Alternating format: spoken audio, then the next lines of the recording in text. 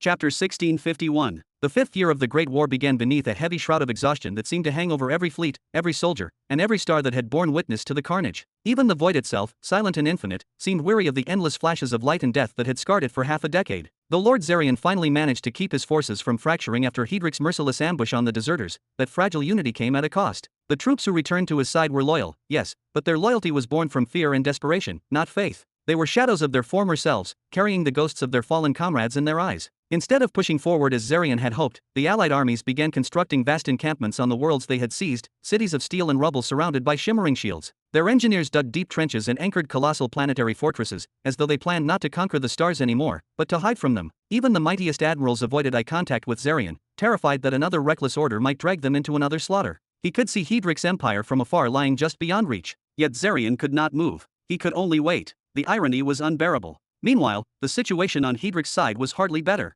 The once proud ruler now commanded roughly 500 remaining fleets, their formation stretched thin across multiple sectors. Of those, 100 guarded the galactic seat of Verilion, the legendary seat where one of Hedric's 3 grand marshals stood watch, ensuring no enemy could approach. Another 100 fleets were stationed in a tight defensive ring around planet Shadhar, the crown jewel of his dominion and the seat of his divine authority. That left only 300 to continue the fight, and among them were 300 more, unmarked fleets painted in Hedric's color yet built from alien steel and forged by unknown hands. Their weapons gleamed differently. Their reactors thrummed at unfamiliar frequencies. Even their navigational routes did not align with Hedric's standard formations. Whispers spread across the star channels. Were these allies? Mercenaries? Or something else entirely? No one knew. But one truth became clear as the years bled on. These mysterious fleets were dying faster than the rest. Of the 280 fleets lost in the previous 4 years, more than half belonged to those new, gray-painted reinforcements. Whoever had supplied them, they surely now regretted their alliance. The mounting losses forced Marshal Darn and Marshal Livia to make a painful choice. They began to scale back their assaults, abandoning grand offensives in favor of sharp, surgical strikes.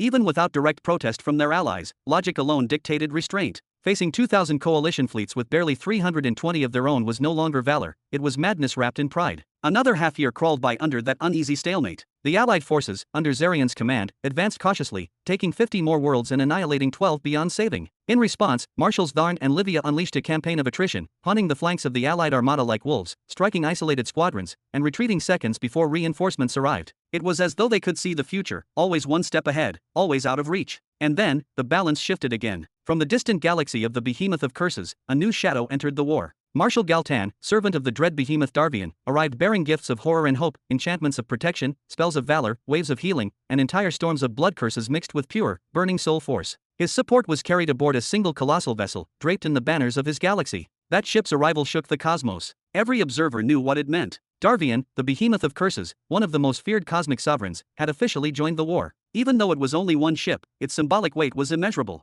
It was a declaration, a warning, and a challenge all at once. And the crumbled dreams empire, never one to wait, never one to yield, responded before the ink of fate had dried. They didn't wait for the spells and curses to settle. In retaliation for that audacious act, Marshal Darn wheeled around with ruthless determination, leading only 3 fleets under his direct command, and launched a daring, lightning-fast assault upon Marshal Galtan's fortress, a mighty bastion that served as home to 10 full fleets from the fearsome behemoth galaxy. When the battle finally subsided, little remained but drifting wreckage and silence. The majority of the fleets involved had been obliterated, and though Marshal Darn survived, he emerged grievously wounded, his body battered, and his soul deeply scarred by a rare soul. And with that battle came the shocking demise of the legendary Marshal Galtan himself. Once again, no one could explain how Darn had known of Galtan's exact location, or how he struck with such precision and fury, as if guided by some mysterious force, or perhaps by fate itself. Thus ended the 5th year of the Great War, in a silence so heavy it felt as if the stars themselves were holding their breath, pressing down upon every bone and soul that had endured the struggle. On one side, Lord Zarian was on the edge of madness. His armies had survived, yes, but their spirits were fractured. Morale had decayed to the point of despair. Every soldier who once looked to him with fiery faith now did so with weary, uncertain eyes. On the other, Lord Hedric fought a different kind of battle, a desperate, invisible one. He exhausted every possible resource, searching for a cure to the dreadful curse that had stricken his second strongest marshal.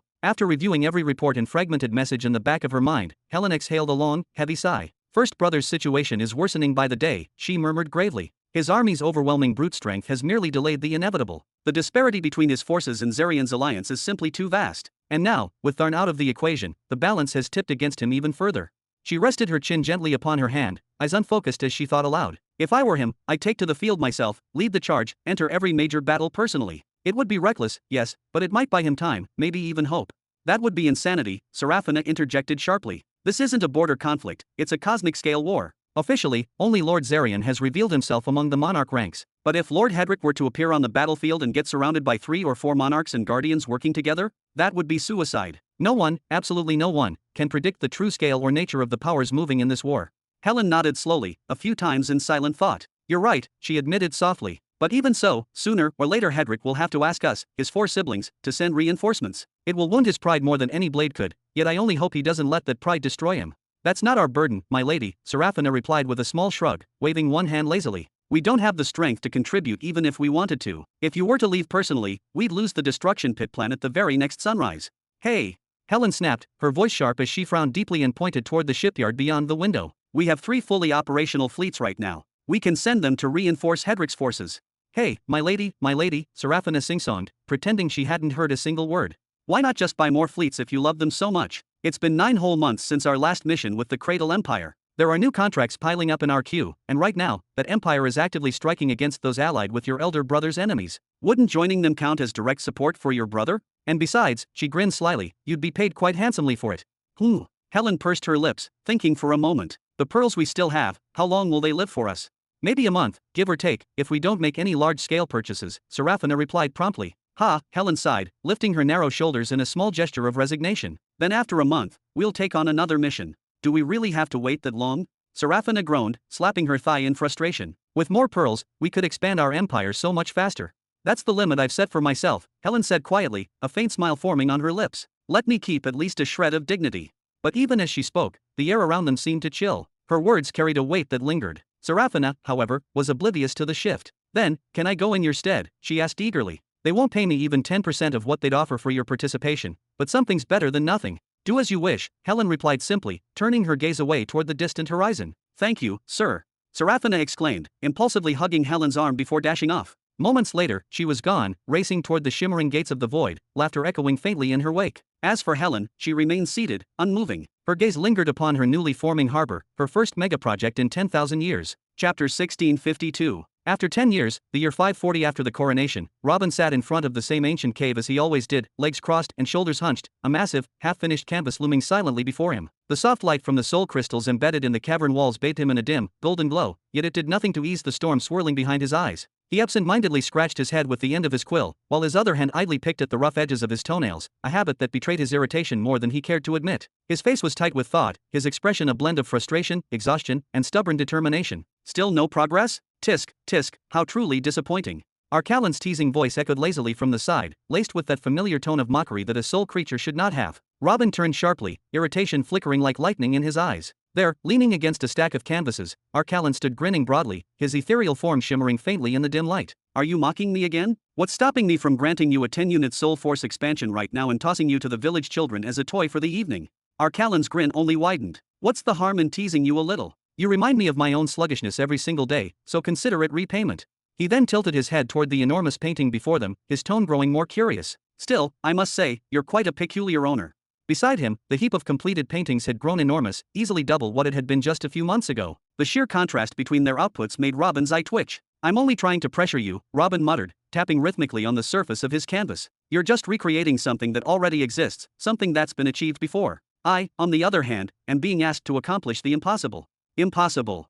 Arkalon scoffed, waving a translucent hand. Don't exaggerate. You're trying to fix a contaminated soul domain, so it's not that complicated. Compare that to my miracle tear technique? Ha! The absurdity. Not complicated, you say. Robin's voice dropped dangerously. He raised a hand to his temple, drew out a small sphere of glowing light, a memory, and flung it toward Arkalon. Here. These are my recollections of Morgana's soul domain. Take a look, and then try saying that word again. Arkalon fell silent. He closed his eyes for several long seconds, processing the flood of alien memories and imagery. When he opened them again, his face twisted, then he broke into helpless laughter. I see now. Yes, this truly is impossible, she is doomed, hee. Robin cracked his neck to one side, then the other, muttering through gritted teeth. He had to force himself to stay calm, to not throttle his own soul creature into oblivion. Instead, he exhaled slowly, turned back to his canvas, and stared. This was it. The final piece of a maddening puzzle. The single, elusive fragment that had held him back for nearly 30 years, preventing him from completing his technique and sending it to Morgana. Technically, she was already dead. Her soul domain had collapsed long ago, decaying into a pure specter, an empty echo of what once was. Yet, by some miracle, a fragment of her consciousness had survived, bound by a single, extraordinary thread that connected the specter to her body. That anomaly, that rare, inexplicable spark, had preserved her mind when all natural law dictated it should have vanished. But the same miracle that kept her alive was also her curse. Her domain could no longer expand, she was barred from earning another royal star, her growth utterly halted. Worse still, the fragile thread holding her existence together was thinning by the day. Once it snapped, and it would snap, the specter dwelling inside her would finally tear free from her body and escape into the void. To rely on the fundamental law of purity alone to fix such a catastrophe? That was madness. Short-sighted, naive, and doomed from the very start. No wonder that girl from the radiant galaxy had failed so completely. Her raw strength was meaningless when her method itself was flawed beyond repair. And now Robin sat in her wake, burdened with a task that should not exist. What was being asked of him was not creation, nor repair, it was resurrection. Robin had already woven a complex and delicate pattern, one that fused the master law of creation with the fundamental law of purity. The idea behind it was bold. The two laws would operate simultaneously, feeding and sustaining each other in a perfect cycle. In theory, that design should have been sufficient to restore her fragmented soul domain, rebuilding it one segment at a time, breathing vitality back into something long thought dead. But it still wasn't ready. Something within him refused to proceed. He feared what reaction the specter might have once the restoration began. The entity inside her soul was far from passive, any sudden interference could provoke chaos. Worse, the delicate remnants of her soul domain could collapse entirely if the process went wrong. After he ascended and became a royal soul master, Robin refined his approach. He introduced a new addition, an element that relied on the purple matter. Its purpose was to restrain the specter and shield the weakened fragments of her soul domain during reconstruction. It should have worked. It should have been enough. Yet, something was missing. Something he could feel but couldn't name. A void in his understanding, like an invisible gap in a perfect equation. Fascinating pattern, came a voice beside him, calm and curious. Why that specific configuration? Is it something to do with a soul domain? Yes, Robin replied absent-mindedly, still scratching his head with the pen's end. His brows were furrowed in deep frustration. It looks perfect to me, but there's a piece I can't identify. Once I activate this pattern, it should completely rebuild the girl's soul domain from the ground up and purge the specter within it. And yet, I keep feeling, it's going to fail. Silence followed, then the voice spoke again, slower this time. Tell me, what about the girl's body? Is it still intact? Her body. Robin muttered, frowning harder. Outwardly, yes, it seems fine. But. He pointed ahead with his pen, his tone heavy with unease. Her lips and the skin around her eyes are as black as the void itself. I had to craft an entire makeup set using the master law of creation just to mask it. There's definitely something wrong with her physical form. Could that be what's missing? The voice grew more thoughtful. If we assume that rare strand you spoke of connects her dead soul domain to her body, then doesn't that mean the body itself is lingering in a state of near death? And yet, her life artery is overflowing with energy. She's truly extraordinary. The exact mechanism doesn't matter right now, Robin replied, waving dismissively though his tone carried strain. What matters is that the link between her corrupted soul and body, the one held by that rare strand, will inevitably break. When that happens, I'll still be working to repair her soul domain, but her body will lose every trace of vitality. At best, I'll be left with a specter of remarkable purity, or maybe a strong soul creature like you, Arkalon. Arkalon, who had been focused on his own sketches, suddenly looked up in confusion. He had no idea why his name had been dragged into this conversation. The voice chuckled faintly before speaking again. If that's the missing component, the solution is straightforward. Bring the girl before you, locate the exact points of connection, and reinforce them using body-based laws. The laws of blood, in particular, may play a critical role in preserving that fragile link. No need, Robin waved his hand lazily, though a spark of excitement flickered in his eyes. He lowered his hand onto the blueprint again and began sketching with renewed vigor. The master law of creation will handle it, no matter the problem. I'll increase its presence throughout the patterns, let it spread through Morgana's entire body, and rebuild anything incomplete or dying. Tisk, it'll increase the strain on my soul force and solid energy levels, but at least I've reached level 44 again. The master law of creation? Very well. The voice sighed with mild disappointment, almost teasing. I was hoping to show off my knowledge of the laws of blood for once. Then, after a pause filled with quiet reverence, it added with a faint smirk. Let's find something else to experiment on, then, master. Chapter 1653. Badump. Robin's pen froze halfway through the line he was drawing. For a fleeting, impossible second, the entire world seemed to halt. The hum of the air, the flow of energy, even the faint rustle of particles all ceased to exist. Only his pupils moved, contracting sharply, like a startled cat seeing the impossible. Master, 140 years. He had spent 140 long, desolate years in this barren, forsaken region. 140 years of waiting, hoping, doubting, yearning to hear that single word again. Could it be that the miracle he had given up on had finally happened? Robin turned his head slowly to the side, as if afraid that even a sudden motion might shatter the illusion before him. There stood a human youth. His hair was shaved neatly on both sides, while a long, thick braid ran down the center of his scalp, cascading over his back like a dark serpent. His face was smooth, devoid of beard or mustache, yet the clean, angular lines of his jaw gave him a strikingly masculine, commanding presence, the kind that could silence a room without a single word. Beneath his plain clothes, well-defined muscles rippled faintly with each movement. It was not the grotesquely swollen bulk of the titanic warriors of Nihiri, covered in inked runes and battle scars, but the disciplined, balanced physique of a warrior forged through purpose and restraint. That familiar young man, the same figure Robin had looked at, studied, and mourned at least once a day for the past 140 years, was now, for the first time in what felt like an eternity, looking back at him and smiling faintly. After nearly a full minute of frozen silence, Robin's lips curved upward as well, the weight of countless years finally breaking into something that resembled peace. Was the nap pleasant? I have got a bit of a headache, Jabba muttered softly, raising his head to gaze at the far horizon, where the fractured skies of this world shimmered in shades of amber and gold. He rubbed the back of his skull, blinking in slow disbelief. Were the colors of the world always this vivid? It is natural to feel strange, Robin explained in a calm, patient tone, his voice steady despite the storm of emotion within. You have an entirely new consciousness now. Although it draws upon the memories and personality of your original soul, meaning you are still you, it will take some time for those memories to stabilize and synchronize with the current reality. A new consciousness.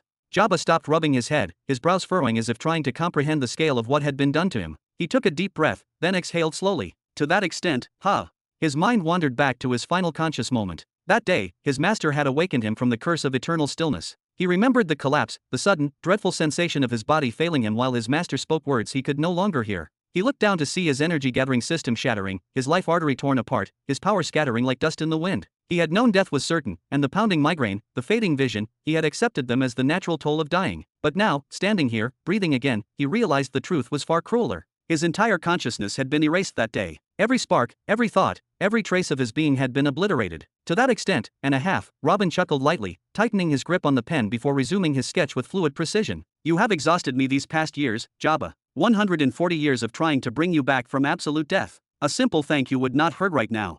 No. Jabba's expression darkened the instant he heard the number. His jaw tightened, eyes shadowed with guilt. I already thanked you 140 years ago, when you freed me from the curse of eternal stillness. I have no face left to thank you again, not for something like this.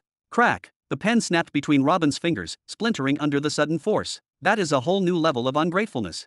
Jabba's lips twitched, almost amused. Would it please you more if I spent the rest of my life repaying the debt instead? Another pen appeared instantly between Robin's fingers, summoned with a faint pulse of golden light as he started drawing again. Without looking up, he continued sketching as if nothing had happened. Just live. Golden light began to shimmer faintly around Robin's hand, not just light, but pure radiance, the manifestation of laws older than stars. They danced across his skin like delicate threads of destiny being rewoven, each movement resonating with power and meaning. Jabba stood beside him silently, watching the distant horizon, the weight of a second life pressing upon him. His gaze seemed to reach beyond the world itself, as if trying to rediscover where he belonged in this strange new existence. The entire scene looked timeless, mythic, like the birth of legends. And Arkalon, of course, did not miss a single heartbeat of it. Pa, pa, pa. The sharp, rhythmic sound of clapping echoed from the side, crisp enough to slice through the thick silence that filled the cave. Then came Arkalon's voice, brimming with amused disbelief. Incredible, absolutely incredible. That was, without a doubt, the gayest thing I have ever witnessed, and yet, somehow, it gave me goosebumps. Jabba finally turned his head toward Arkalon, then shifted his gaze to his master. His expression was calm, but a hint of irritation flickered in his tone. What exactly is that thing supposed to be? Do not waste your energy thinking about him, Robin muttered, not even sparing a glance as his pen danced across the parchment with smooth, uninterrupted strokes. He is a soul creature I happened to find walking half-naked by the roadside. I felt a bit of pity for him, so I took him in and gave him shelter. But judging by his attitude, he will be sleeping with the dogs tonight, with 5-unit max capacity. Robin did not falter or pause for even an instant. His hand moved with mechanical precision, elegant and sure. He had long grown used to Arkalon's wild, impulsive behavior, that reckless streak that never knew restraint. No wonder, Robin thought silently, that this fool had once been killed in cold blood and had no friends left alive to mourn or avenge him. A soul creature. Jabba's brows knit tighter as he studied Arkalon, his gaze becoming analytical. They can develop consciousness and personality to this extent? Fascinating, almost terrifying. The last time Jabba had seen a soul creature with his own eyes was the ancient tree father, Hovenheim, a being that hovered between life and death, neither truly sentient nor completely gone, acting only as an obedient corpse. Later, during the Great War following his escape, Jabba had witnessed hundreds of soul creatures pouring out of Robin's dimensional gates, yet they were no different. They were hollow husks, puppets of command, their eyes empty, their gestures mechanical, their voices non-existent. They existed to obey, not to live. But this one was talking, complaining, and even, what in the world was he doing? Drawing? Hey, are you not supposed to be a truth chosen? Arkalon snapped, clearly irritated by Jabba's piercing gaze, one that felt less like curiosity and more like a starving beast appraising a fresh meal. Why do you not do something useful for once other than lying like a bitch? Help me out here, or better yet, help your master. The master is working on a master law. I do not even know what that is, Jabba replied with a faint sigh, shaking his head slightly. And you, it is obvious your field revolves around soulcraft. My domain lies elsewhere, in the study of blood, essence, and the biological distinctions among living beings. If I tried to assist you too, I would only end up slowing the entire process down. Then, turning back to his teacher, Jabba's tone softened. Do you have something new for me to start on? Anything at all? I want to be useful again. No, Robin said firmly, lifting his pen from the board and tapping it thoughtfully against his temple. After a moment's silence, he lowered it again and added, you should focus on yourself first. Maybe you have not realized it yet, but your energy cultivation is completely depleted. Your soul force is gone. Even your physical strength has deteriorated to almost nothing. Right now, you are barely stronger than an ordinary mortal. I had to refill your life artery more than once just to keep your body stable and your youth preserved. Jabba blinked, startled, then immediately began inspecting his body. Oh, so that is why. Indeed, when his consciousness had first returned, he had been too dazed to notice much of anything. The world around him had felt distant, blurry, unreal. He had stumbled to his feet like a man reborn after centuries of slumber, eyes darting around in confusion, until they found the faint silhouette of his master sitting at the cave's entrance, surrounded by faint golden light. Without hesitation, he had walked toward that familiar figure, never stopping to notice how utterly frail he felt. That day, when he had crafted the massive array intended to kill off the army of the Great Serpent Empire, his initial plan had been to power it through an enormous cluster of energy pearls. But that attempt had failed miserably. The array could not siphon energy from the pearls fast enough to sustain activation, so he had made a desperate choice to connect the formation directly to his own energy gathering center. It was, in theory, the fastest and most direct way to deliver a surge of energy vast enough to awaken the formation. But even then, the array merely flickered for a heartbeat before falling silent once more. So, in a final, furious act of defiance, Jabba had clenched his teeth, his eyes burning with resolve, and connected the array to everything, his life vein, his energy gathering center, even the vast stores of force he had built up over a lifetime within his muscles, all of it funneled through the ancient tattoos that covered his body.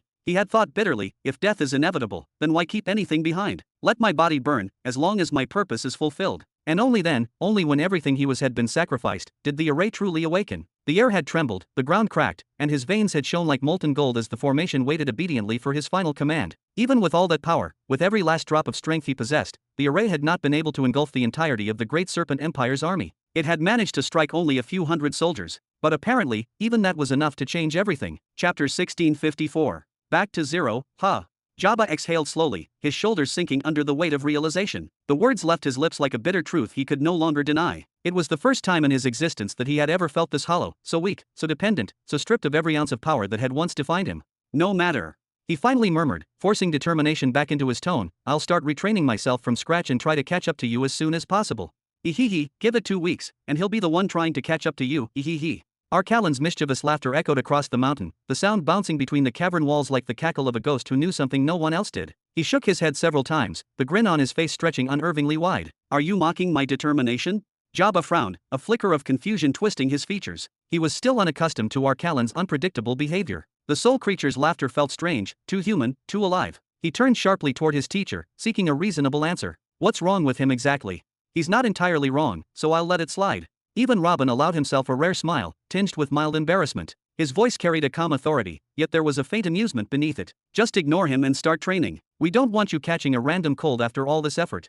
Jabba was once again caught off guard by the bizarre, almost familial energy between those two. Their exchanges felt casual, too casual for a teacher and a soul creation. It was clear he had missed far more than he realized. Still, he nodded with quiet resolve. All right then, I'll begin repairing my tattoos and modifying them slightly to accelerate the recovery of my physical strength. No need. Robin's tone was matter-of-fact, yet his hand never stopped moving across the canvas, steady and deliberate. There's a new method developed by Shaddad, safer, faster, and more efficient. You'll scream a little, yes, but the results will be worth it. He didn't even glance up as he continued, find something else to focus on for now. From a Shaddad.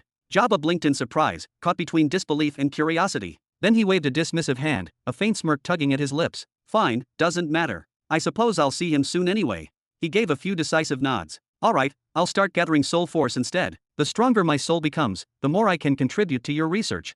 Don't waste your time on that nonsense. Robin finally looked up, his eyes sharp as blades. I'll give you the first 2 volumes of the Soul Atlas and the soul hunting technique later. I'll also assign you a few initial souls to begin your cultivation properly. Just leave the matter of soul force aside for now until I finish developing this technique. Jabba stared at his teacher, eyes slightly widening. So many questions swirled in his mind. What was the Soul Atlas exactly? What kind of technique could be called soul hunting? But he bit his tongue. He knew himself too well. If he started asking now, he'd drown Robin in 1,000 questions and still not be satisfied. It was his own fault for having spent lifetimes asleep, locked away from the flow of knowledge and progress. No matter. He whispered again, this time more resolutely. He clenched his fists tight enough that his knuckles popped.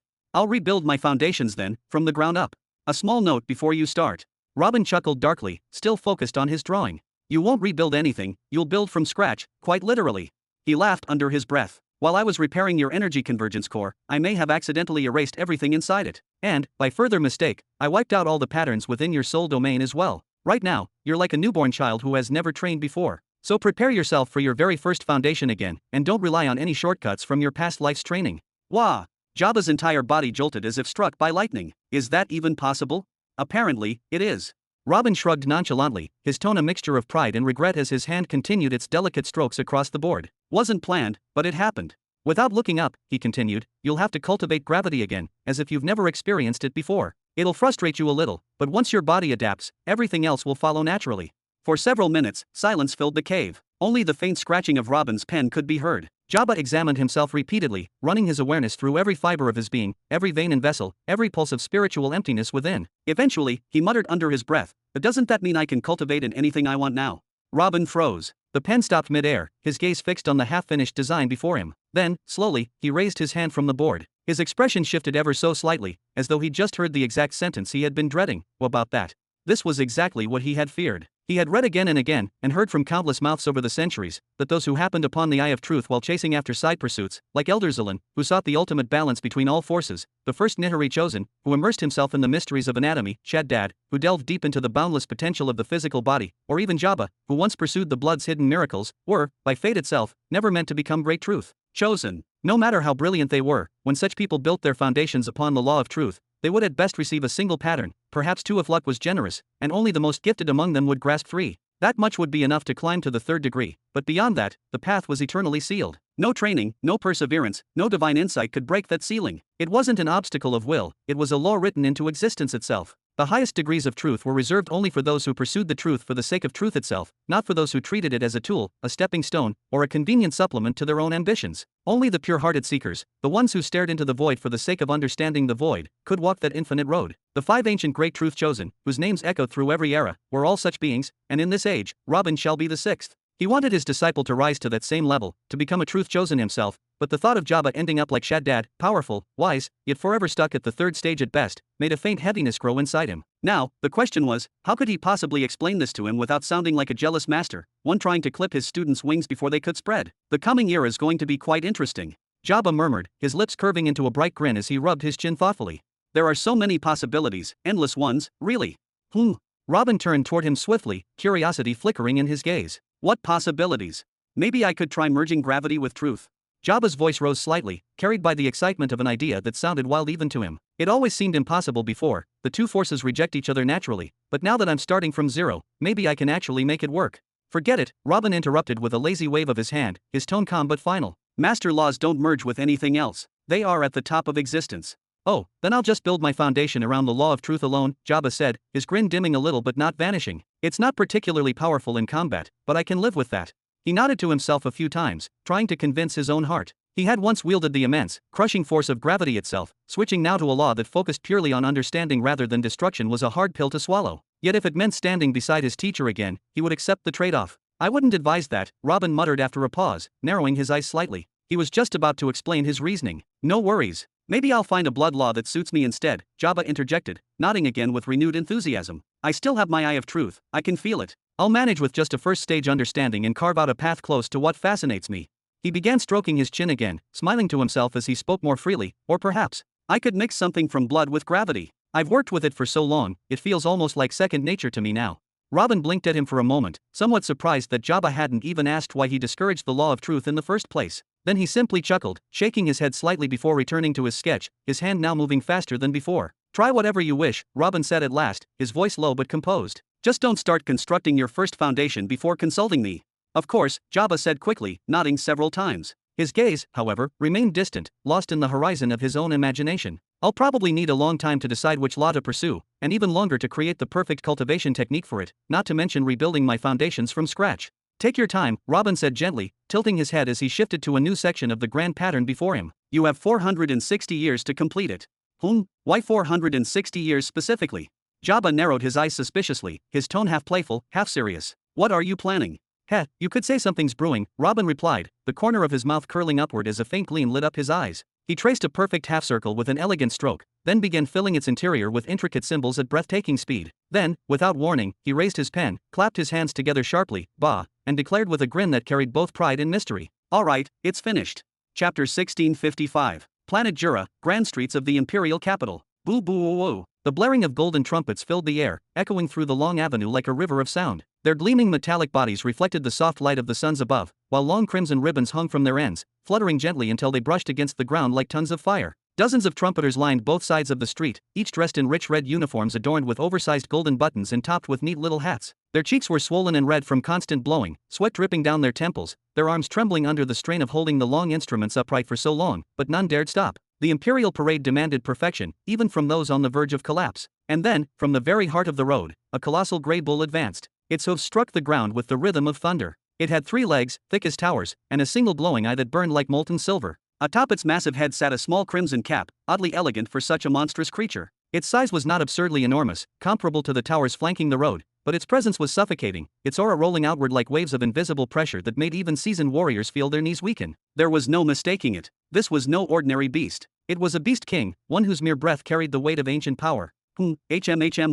Atop the bull's broad back lounged a man with untamed, thick hair cascading to his shoulders and a beard he was currently braiding with deep focus. His outfit looked mismatched and strange, half ceremonial, half wild wanderer, but the energy around him was unmistakable, calm, dominating, infinitely self-assured. "Prime Minister, sir," came a strained voice beside him. Floating slightly above the bull's flank was another man, flapping his energy cloak weakly to stay aloft. "Should we authorize the transfer of Planet S99 this round, or do you prefer we move S1157 instead?" The floating official wore the formal uniform of the imperial government, though it was creased and rumpled from long hours of work. In one hand he clutched a heavy stack of documents. In the other, he held a pen whose tip still glowed faintly from use. His face was pale and drawn, eyes tired, as if sleep had long been a forgotten luxury. Despite his exhaustion, he kept flying beside the bull respectfully, afraid even to drift closer than a few paces. His aura alone revealed him as a martial emperor, and the golden insignia on his chest showed his high rank within the court. Yet he moved with the quiet humility of a servant. He did not dare set foot on the bull's back. He knew well that the Beast King might crush him to paste without a second thought, and if the bull didn't, the Prime Minister himself probably would. The man had a notorious temper and a habit of biting those who displeased him, a fate this official had narrowly escaped more than once before. "S99 and S1157, murmured Kristen, his fingers weaving lazily through his long beard. "S99, that's the one covered in dim moongrass, isn't it? The type often used in the inks of the rune masters. Remarkable stuff. And what about S1157? I cannot recall its specialty." "S1157 possesses a unique sun, sir. Its rays accelerate the growth rate of a wide variety of herbs," the official said quickly, flipping through his papers.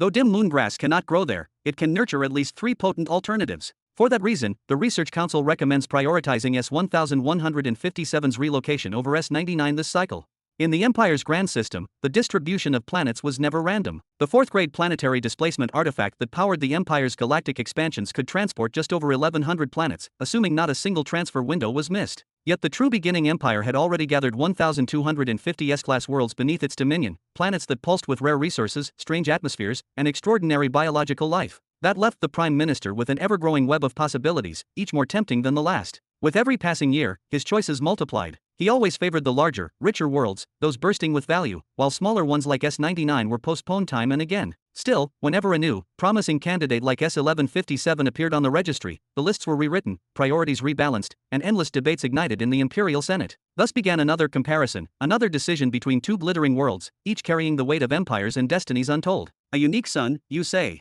Kristen's tone sharpened as he flicked his fingers dismissively, his golden rings glinting under the daylight. "Cross that planet off the list, permanently." "Wait, what? Why would we do that?" The young official nearly dropped the stack of papers he was carrying, wings of spiritual energy trembling behind him as he hurried to keep up beside the marching bull. "Planet S1157 is far more profitable than S99, and its surface area is almost double in size. Its resource yield would." "Didn't you notice anything strange?" Kristen interrupted, his deep voice rolling like thunder. "Transferring planets isn't as simple as rearranging them within the same galactic orbit. When we relocate a planet into the Imperial Artificial Galaxy, its original sun doesn't come along. It must rely entirely on Nihari stars to sustain its atmosphere, temperature, and growth cycles." He twisted another section of his thick beard into a perfect braid before continuing, "That's how it was designed to be. If we start transporting stars as well, the entire formation collapses. The spacing between planets will become chaotic, gravitational tension will spiral, and the carefully constructed industrial galaxy will cease to exist. It would just be another ordinary, unstable cluster of stars, not a creation of imperial order." "Oh. The young man hesitated, flipping through his papers again. His expression fell as he sighed, pulling out the page marked S1157 and crumpling it between his fingers before tossing it into a golden waste bin by the road. Then, what about S885? It might be a safer bet. Boo, boo. As the colossal bull strode past with ground-shaking steps, the exhausted trumpet-bearers sprinted ahead to reclaim their positions. Their faces flushed and drenched in sweat, they hoisted their long golden horns once again, the red ribbons fluttering and brushing against the pavement as they resumed the same ceremonial march. They had already circled nearly a quarter of the capital today, repeating this endless ritual under the blazing sun. Not a single one of them understood why they had been chosen for such a tedious and ridiculous duty, but none dared to complain aloud. Shwoosh! A sudden sound tore through the sky above them. Kristen frowned deeply and looked upward. High above the palace district, two dark figures were soaring, fast and far higher than any civilian was permitted to fly. You there, you animals flying over there. Kristen bellowed, his voice echoing across the street. You dare to fly above the permitted altitude in the imperial capital? Descend immediately.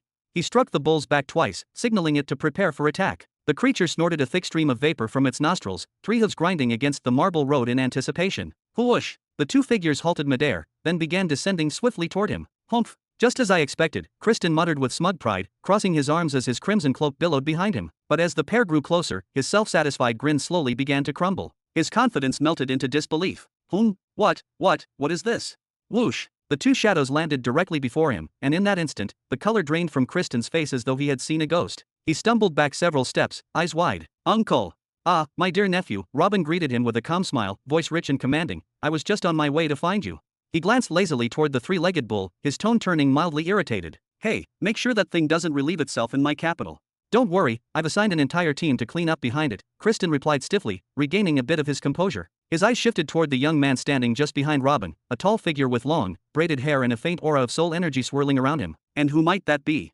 This is my disciple, Jabba. Robin announced proudly, clapping the young man's back so hard that Jabba nearly lost balance. Then his tone darkened as he looked Kristen in the eye. I'll be departing for the Middle Belt in 3 days. Spread the word, anyone who needs to meet me has until then. Once I leave, it'll be too late. Reaching into his coat, Robin drew out a small metallic tablet and handed it to him. Here, the complete major gravity law up to the 5th stage. Deliver it to Halak, and tell him to form an additional Imperial Guard division. Our friend here doesn't intend to wield this law anymore.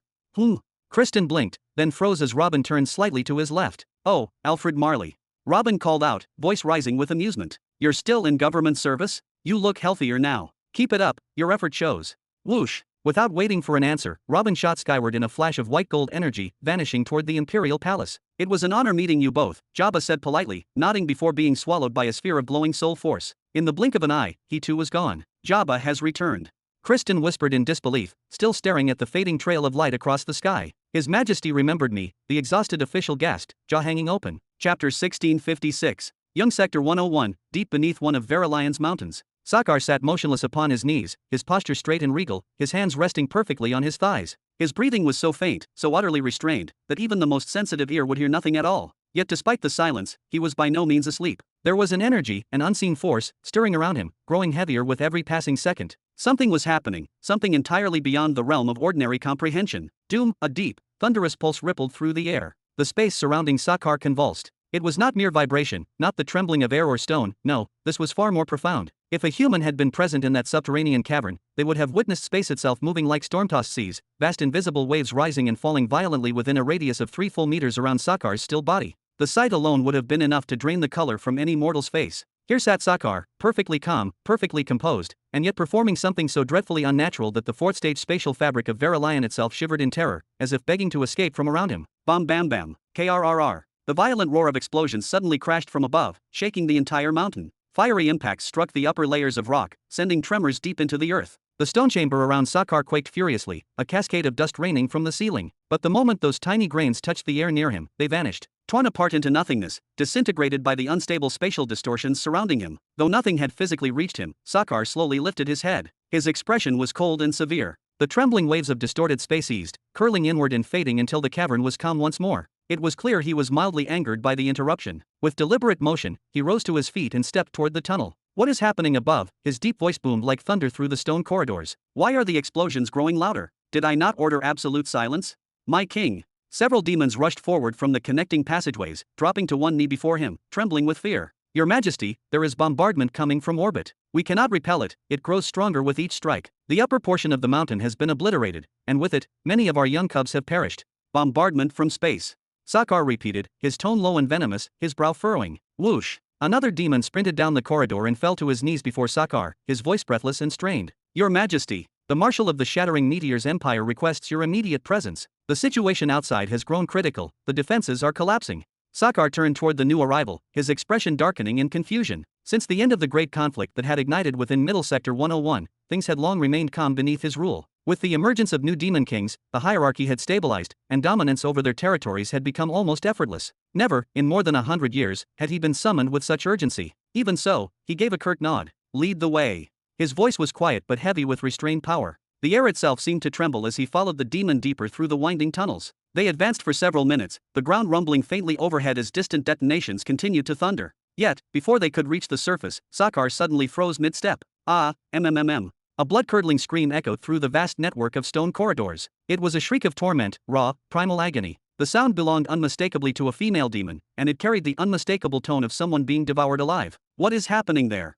Sakar's voice dropped to a dangerous growl as he turned sharply toward the direction of the sound. The cries were far, very far, yet within the labyrinthine network that stretched for hundreds of kilometers beneath the mountain, his supernatural senses caught every note of her suffering. Each echo of her scream crawled beneath his skin, resonating through the trembling stone as if the mountain itself bore witness to the horror unfolding somewhere in its depths. She has been like this for 3 hours, Your Majesty, the demon said, turning his head toward the direction of the echoing screams. His expression twisted in visible irritation, the corners of his mouth twitching in distaste. If you wish, I will go and cut off her head myself so she will finally stop disturbing your peace.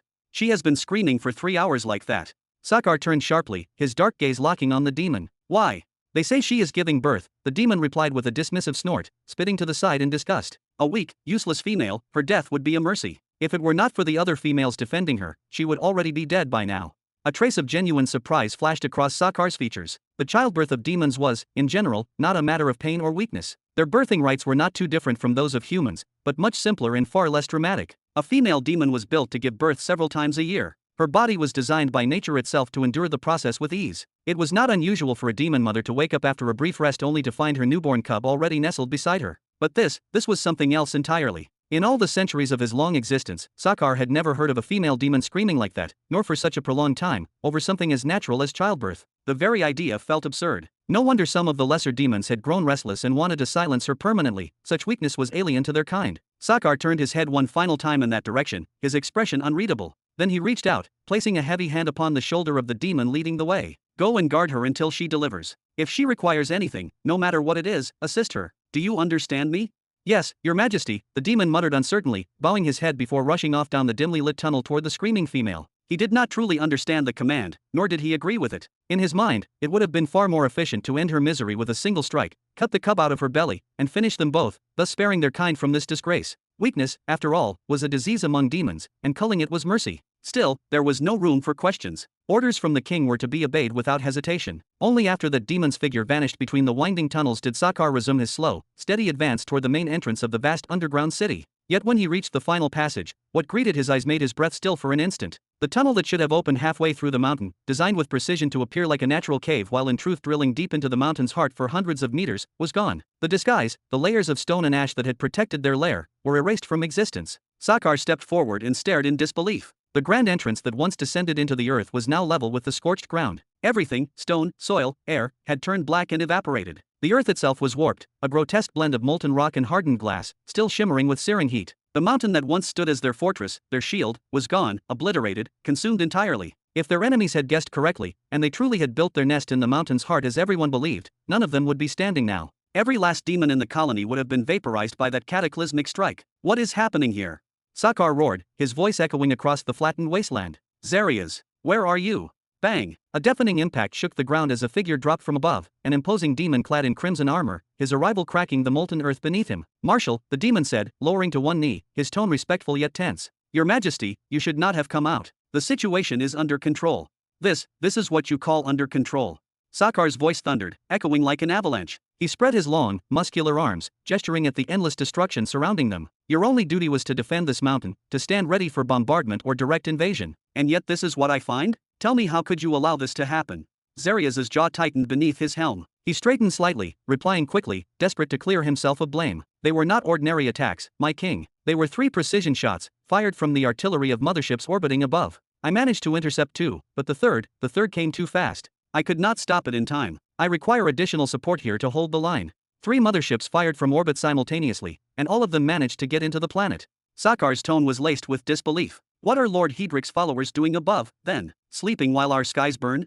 All around Verilion, there were not mere dozens, but hundreds of fleets, massive star armadas, waiting in silence, eager to unleash their firepower and rain destruction upon the planet until nothing remained but ash. The only thing keeping them in check had always been Lord Hedric's dominion, his fleets and his loyal followers who patrolled the orbital rings. Any ship that dared to open fire on the planet would be targeted and annihilated instantly. But now, that balance had been broken. The sky that once protected them had turned its back. And Sakar could feel it in his bones. Something had gone terribly, irreversibly wrong. Chapter 1657. Whoosh! Sakar shot through the air like a blazing missile, yet not in a straight path. Bam! Bam! Boom! Every few seconds, the earth beneath him trembled violently as shells rained down in a relentless storm, shaking the entire horizon. Every explosion tore through the soil, flinging burning debris skyward and filling the atmosphere with smoke dense enough to darken the midday sun. The ground he had fought for more than a century was now burning and breaking apart. He passed above what had once been villages and towns, now nothing more than flattened ruins. Entire forests that had taken centuries to regrow after the last war were now engulfed in roaring fire. Lakes boiled and dried up into steaming pits, and entire mountain slopes were sliding down into the craters left behind by the bombardment.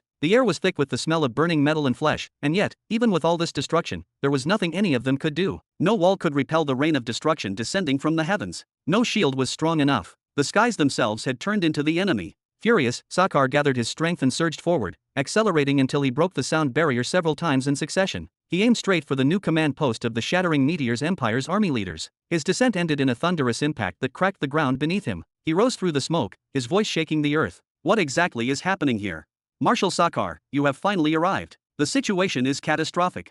A man with a half-eaten jaw, his face scarred and blackened from shrapnel, spoke rapidly. His words came between gasps, as if the air itself was heavy with fear. Please, come and see for yourself. There is no time to explain. Sakar's sharp gaze swept across the camp. He could sense immediately that the tension here was not ordinary fear, it was the dread of soldiers who had seen the unthinkable. This command post was little more than a crater carved into the heart of a mineral-rich mountain. The previous base, the one built by engineers of the Empire, had already been turned to dust by a blast. Everything around him screamed chaos. He stepped toward the center of the crater, where a group of officers stood huddled around a hollow table glowing with projections of live data and battle feeds. Then, suddenly, he stopped, frozen in disbelief. On the screen before him, a live broadcast showed the skies above Verilion. He remembered this view. It was the same kind of image he had seen in the past, during his meeting with the Lord, when the Lord had sent that strange glowing sphere into his mind. Through it, he had once glimpsed a colossal battle, a clash of warships and flames spread across both the surface and the atmosphere of Verilion. Back then, that sight had filled him with excitement, a burning, predatory thrill that set his 3 hearts racing. The surface war had seemed massive, glorious even, and the aerial combat had felt like the ultimate display of power.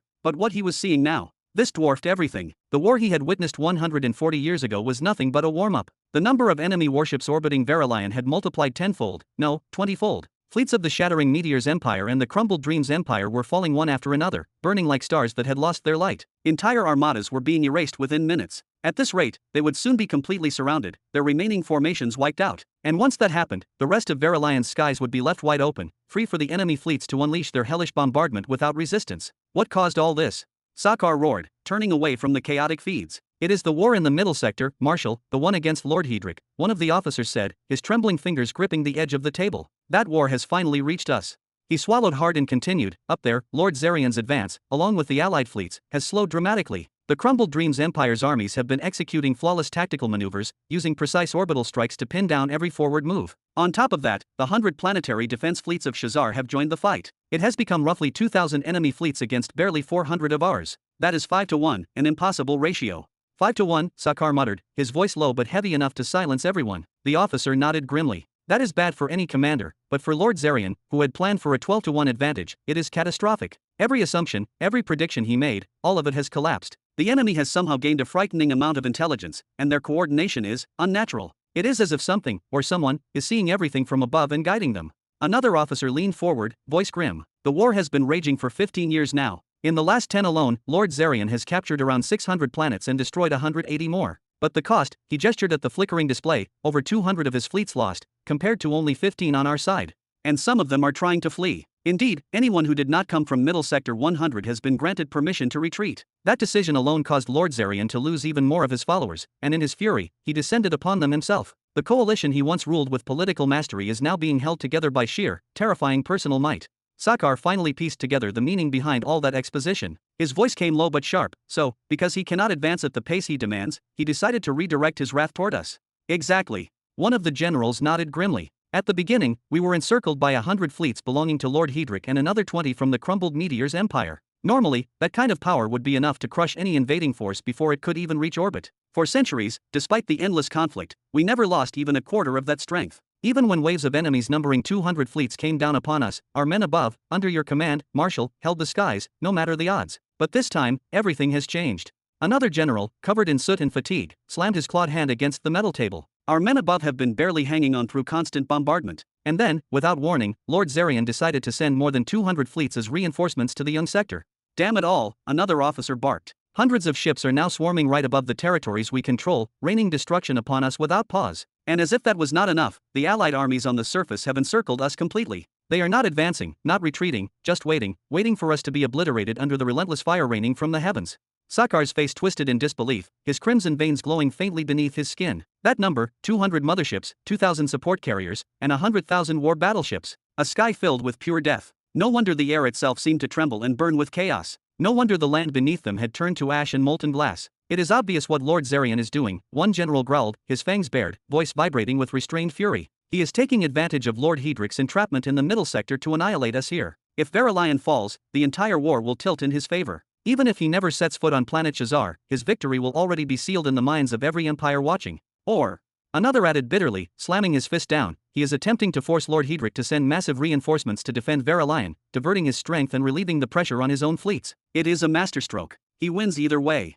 Bam! Damn it, a voice howled across the command chamber. In every possible outcome, that bastard wins. Sakar stood motionless. The flickering light from the holotable painted his broad frame in blue and red, his eyes fixed on nothing. The sound relay crystal in his hand slowly dimmed as he shut it off, letting silence swallow the room. Only after several long, suffocating minutes did he finally break the quiet. What did the Shadow Swords say about this situation? Did we receive any word from them? It was impossible, unthinkable, for Theo, the son of the Lord, to remain silent amid such chaos. One of the generals exchanged a confused look with another before answering. Yes, a message arrived not long ago, addressed specifically to you, Marshal. That is why we called you here. Sakar's jaw tightened. Then why did you not say that first? His roar rattled the walls, sending dust down from the ceiling. It was not much of a message, honestly, the general admitted, bowing his head slightly. A man dressed entirely in black appeared, no insignia, no voice signature, and told us to deliver a single line. His Highness, the Supreme Sword, instructs you to do what must be done to defend Verilion. There were several others present who heard him. They kept asking for details, for clarification, but he refused to say another word. He left as suddenly as he appeared, vanishing into thin air. The others dismissed the message as meaningless and returned to their stations, fighting to hold back the enemy's bombardment. They have been performing miracles, Marshal, holding out longer than anyone thought possible. One of the senior officers, voice filled with a grim sense of irony, turned toward Sakar. A strange message indeed. The Marshal is already doing everything within his power, is he not? Tell us, Marshal Sakar, what more could even you do now? Marshal Sakar, another voice ventured, hesitant. Chapter 1658. Clank, clank, there's a breach attempt at direction 27 degrees. The general of the northern front has successfully neutralized the breach at 110 degrees. Fires in direction 270 degrees have intensified, they've doubled in magnitude. We need to double the defenses there. Inside a colossal control chamber aboard the fleet's main mothership, the atmosphere was thick with urgency, alarms flashing crimson, data streams cascading across transparent screens, and the metallic hum of endless transmissions echoing from every direction. And yet, amidst this storm of chaos, one man sat perfectly still. He occupied the captain's chair, a massive, throne-like seat at the center of the command deck, his posture calm, his presence commanding. It was as if the raging inferno of war outside couldn't reach him. He appeared to be in his 30s, his face defined by a small hollow between his brows and another in the middle of his clean, sharp chin. His features were carved with deliberate precision, thin, angled eyebrows, a narrow face that seemed sculpted by a master artist's brush. His hair was long, silky, and impossibly smooth, glinting faintly under the cabin lights as though soaked in oil. It draped perfectly down his back in one even length, not a single rebellious strand touched his shoulders or chest. He was, without question, a man of refined elegance, someone who valued control, grace, and appearance. Yet now, at the heart of this fiery storm, even he had no luxury for such things. Every breath he took was measured, every decision he made could determine the fate of millions. In that command bridge, he sat at the nucleus, eyes fixed on the grand panoramic display that showed the raging void outside. Around him, dozens of officers worked feverishly, voices overlapping in desperate coordination, their hands dancing over holographic panels to relay commands between the countless ships engaged in battle. Beyond this room, in an even grander scale, the scene was terrifyingly vast. The mothership, his ship, was the core of an immense fleet formation. Around it orbited nearly 100 fleets arranged in a perfect sphere, a colossal defensive globe covering half the heavens of the massive planet Verilion below. The sphere's surface was lined with small warships and support crafts, weaving in synchronized patterns of light and fire. Behind them were around 100 motherships, firing through carefully calibrated openings between fleets, striking any enemy that dared approach the perimeter. The coordination was near perfect, a mechanical ballet of survival. But even such precision was under siege. From every possible angle, more than 350 enemy fleets were converging, launching endless barrages of energy beams. The heavens themselves trembled under the assault. They sought only one thing, a single breach in the iron wall. A small tear that would allow them to strike the command vessel at its heart, destroy the formation, assassinate the marshal, and claim victory in the bloodiest war the sector had ever witnessed. As for him, the man in the captain's chair, he was gambling everything. Every life, every ship, every ounce of power under his command. His only goal was to endure until the day's close. If his enemy exhausted their strength first, they might retreat. If not, his entire force would burn in orbit. He knew this. And yet he did not move. He would not abandon this post unless he did so as a corpse. But that fate would not come easily, not for either side. Hundreds of thousands of ships exchanged fire in an endless ocean of light. The void between stars had become a graveyard, torn metal, dying flames, and the drifting remains of soldiers scattered like autumn leaves in a storm. Every minute, at least one vessel exploded into a blossom of fire, its crew vaporized in an instant. Every few minutes, a support ship, housing tens of thousands of souls, would vanish under concentrated bombardment. At this stage, it was no longer a war of intellect or formation. No cunning strategy could survive the sheer brutality of such a battle. It had become a test of endurance, a matter of who could lose more, and still remain standing. And then, that man, the one with the smooth silver-black hair, lowered his gaze toward the immense screen before him, toward Verilion, glowing beneath the clouds of war. The monitoring devices confirmed the worst. Enemy ships were now bombarding the planet's surface, crushing the last pockets of resistance that had taken refuge among its cities and mountain ranges. He could almost feel the tremors, the silent screams echoing up from below, and yet, he could do nothing. If he broke the formation to send reinforcements, even a handful of ships, the entire defense network would unravel. The sphere would collapse. The motherships would be exposed. And everything, every soul still alive under his command, would be lost in the void. So he stayed still, silent, watching a planet burn, knowing that the only way to save it was not to move at all. If he were to break formation now, to send ships down in a desperate attempt to rescue the ground forces, no one would come to save him in return. The defensive wall would crumble in an instant, their entire formation shattered like glass under pressure. The enemy fleets would surge through the opening, crush his remaining lines, and then move straight on to completely annihilate Verilion. He knew it well, and yet that knowledge did nothing to ease the weight in his chest. All he could do now was stay silent and pray that the planet's crust wouldn't be pierced before the enemy finally exhausted themselves and pulled back. If they ever did. Marshal Vargoth. A sudden shout snapped through the tension-filled air, slicing his dark thoughts like a blade. There's a transmission from the ground forces. Tell them there's nothing left for us to do, Vargoth said sharply, his voice cold, though fatigue edged every syllable. The young man's long black hair shimmered faintly in the emergency lights as his expression twisted in irritation. Could those fools not see what was happening around them? Could they not understand the scale of this battle? Sir Marshal, the transmission is for you personally, the officer pressed, his voice trembling yet insistent. It's the commander of the Crimson Forces.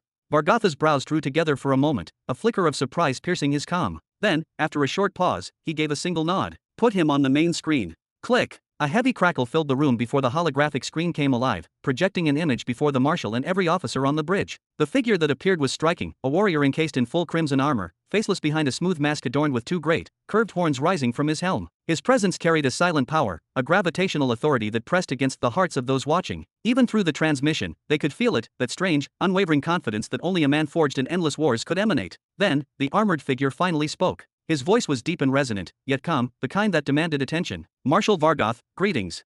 Marshal Sakar, I presume. Vargoth replied flatly, his tone devoid of emotion. You have my thanks for protecting Verilion's territories all this time, but now is not the right moment. On the contrary, Sakar's voice cut in immediately, his tone firm, there has never been a better one. I have a proposal, one I sincerely hope you'll listen to. Vargotha's fingers tightened around the armrest of his chair. Speak. His brows furrowed slightly, though his gaze remained steady. He knew this man, knew his reputation. Without Sakar and his Crimson Forces, Verilion would have fallen long ago. Even now, when the entire sector was on the brink of collapse, Vargoth could not refuse to hear him out. I understand that Marshal Vargoth is holding off 90% of the enemy's fleets, Sakar began, his tone direct, but there are another 10% surrounding the rest of the planet's orbit right now. I need you to drive them away, or at least divert their attention for a few minutes. Vargoth let out a short, derisive laugh. Oh, what a brilliant plan, he said with heavy sarcasm, a mocking smile curling on his face. You think I can just spare a few minutes while I'm drowning in a war against 300 fleets? Marshal Vargoth.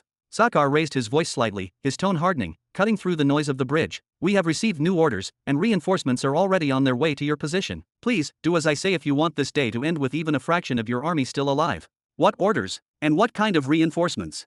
For the first time, Vargatha's expression shifted, his sharp eyes narrowing with suspicion, yet laced with a spark of hope he dared not trust. You'll know when it succeeds, Sakar replied curtly. Or we'll remain silent if it fails. Everything depends on whether you can draw their eyes toward you, or not.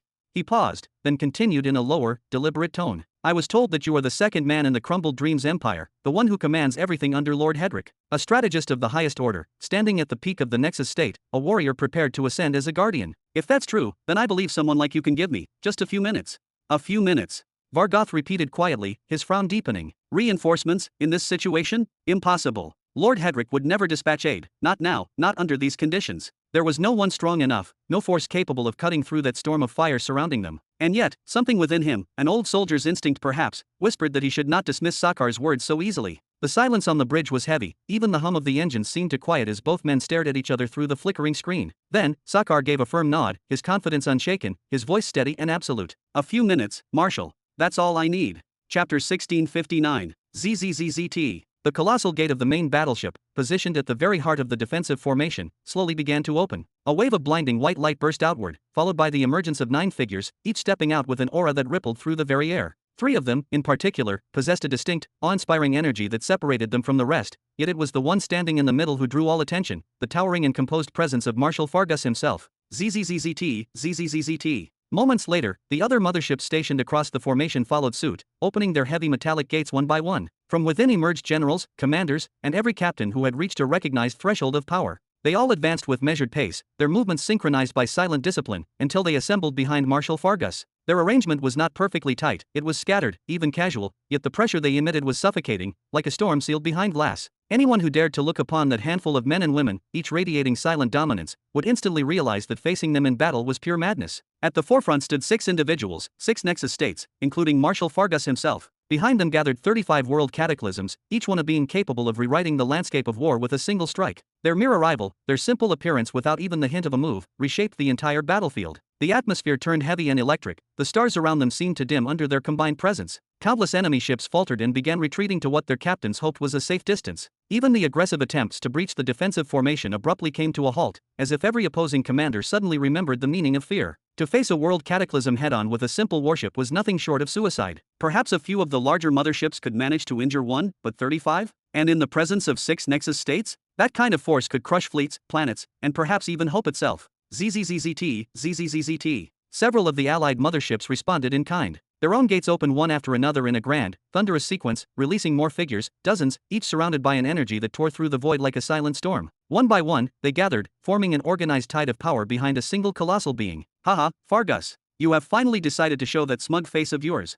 That was the one, the being around whom the Alliance's world cataclysms and Nexus states assembled. Unlike Fargus, whose appearance carried the calmness of strategy and restraint, this one was raw, primal, and terrifyingly alive. His mere silhouette was enough to shake the battlefield. He stood no less than 3 meters tall, a giant among warriors. His physique was not sculpted like a weapon but carried the density of raw destruction, his broad belly rising and falling like the bellows of a great forge. Yet his enormous arms, thick as pillars, carried the kind of power that could, without doubt, crush planets into dust. His face was that of a bull, fierce and unrelenting, with a massive metal ring swinging heavily from his nose. Compared to Fargus, who looked almost like a youthful officer fresh from an evening with his beloved at the academy, this one resembled a beast returning from a feast drenched in blood. What new calf did Zarian have to put down today?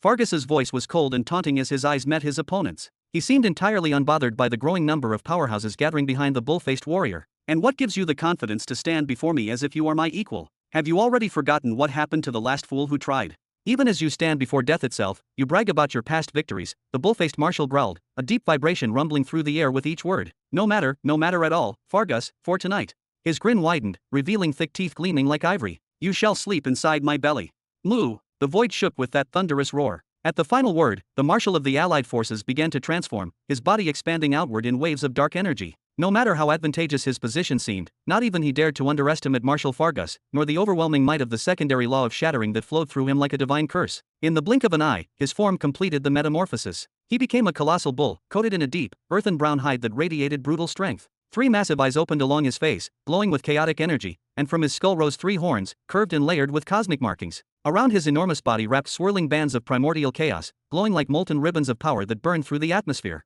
From horn to tail, the beast spanned over 300 meters, and every breath it took sent tremors across the void. The air itself bent around his form, his presence warping reality, a monstrous bull that looked as though it had risen to challenge the very heavens themselves. Huong! A deep, resonant hum rolled across the battlefield like the heartbeat of a slumbering ancient beast. From behind the allied marshal, the void rippled violently, and one by one, dozens of figures began to shift and twist, their bodies warping into monstrous silhouettes. In only a few moments, 97 world cataclysms and 16 nexus states began to transform simultaneously. Each and every one of them, without exception, revealed their beastly, true forms. The transformation was a terrifying sight to behold. Their skin hardened, their bones expanded, and their auras surged upward in explosions of primal energy. In this state, their bodies were not merely stronger, their blood pulsed with purer essence, their control over the heavenly laws became sharper, and their resistance to the void's insanity reached unnatural levels. For beings of this magnitude, transformation was not an option. It was an evolution, the difference between survival and annihilation. In a final war like this, waiting until the last moment to transform would be a foolish gamble, one that only a naive soldier would make.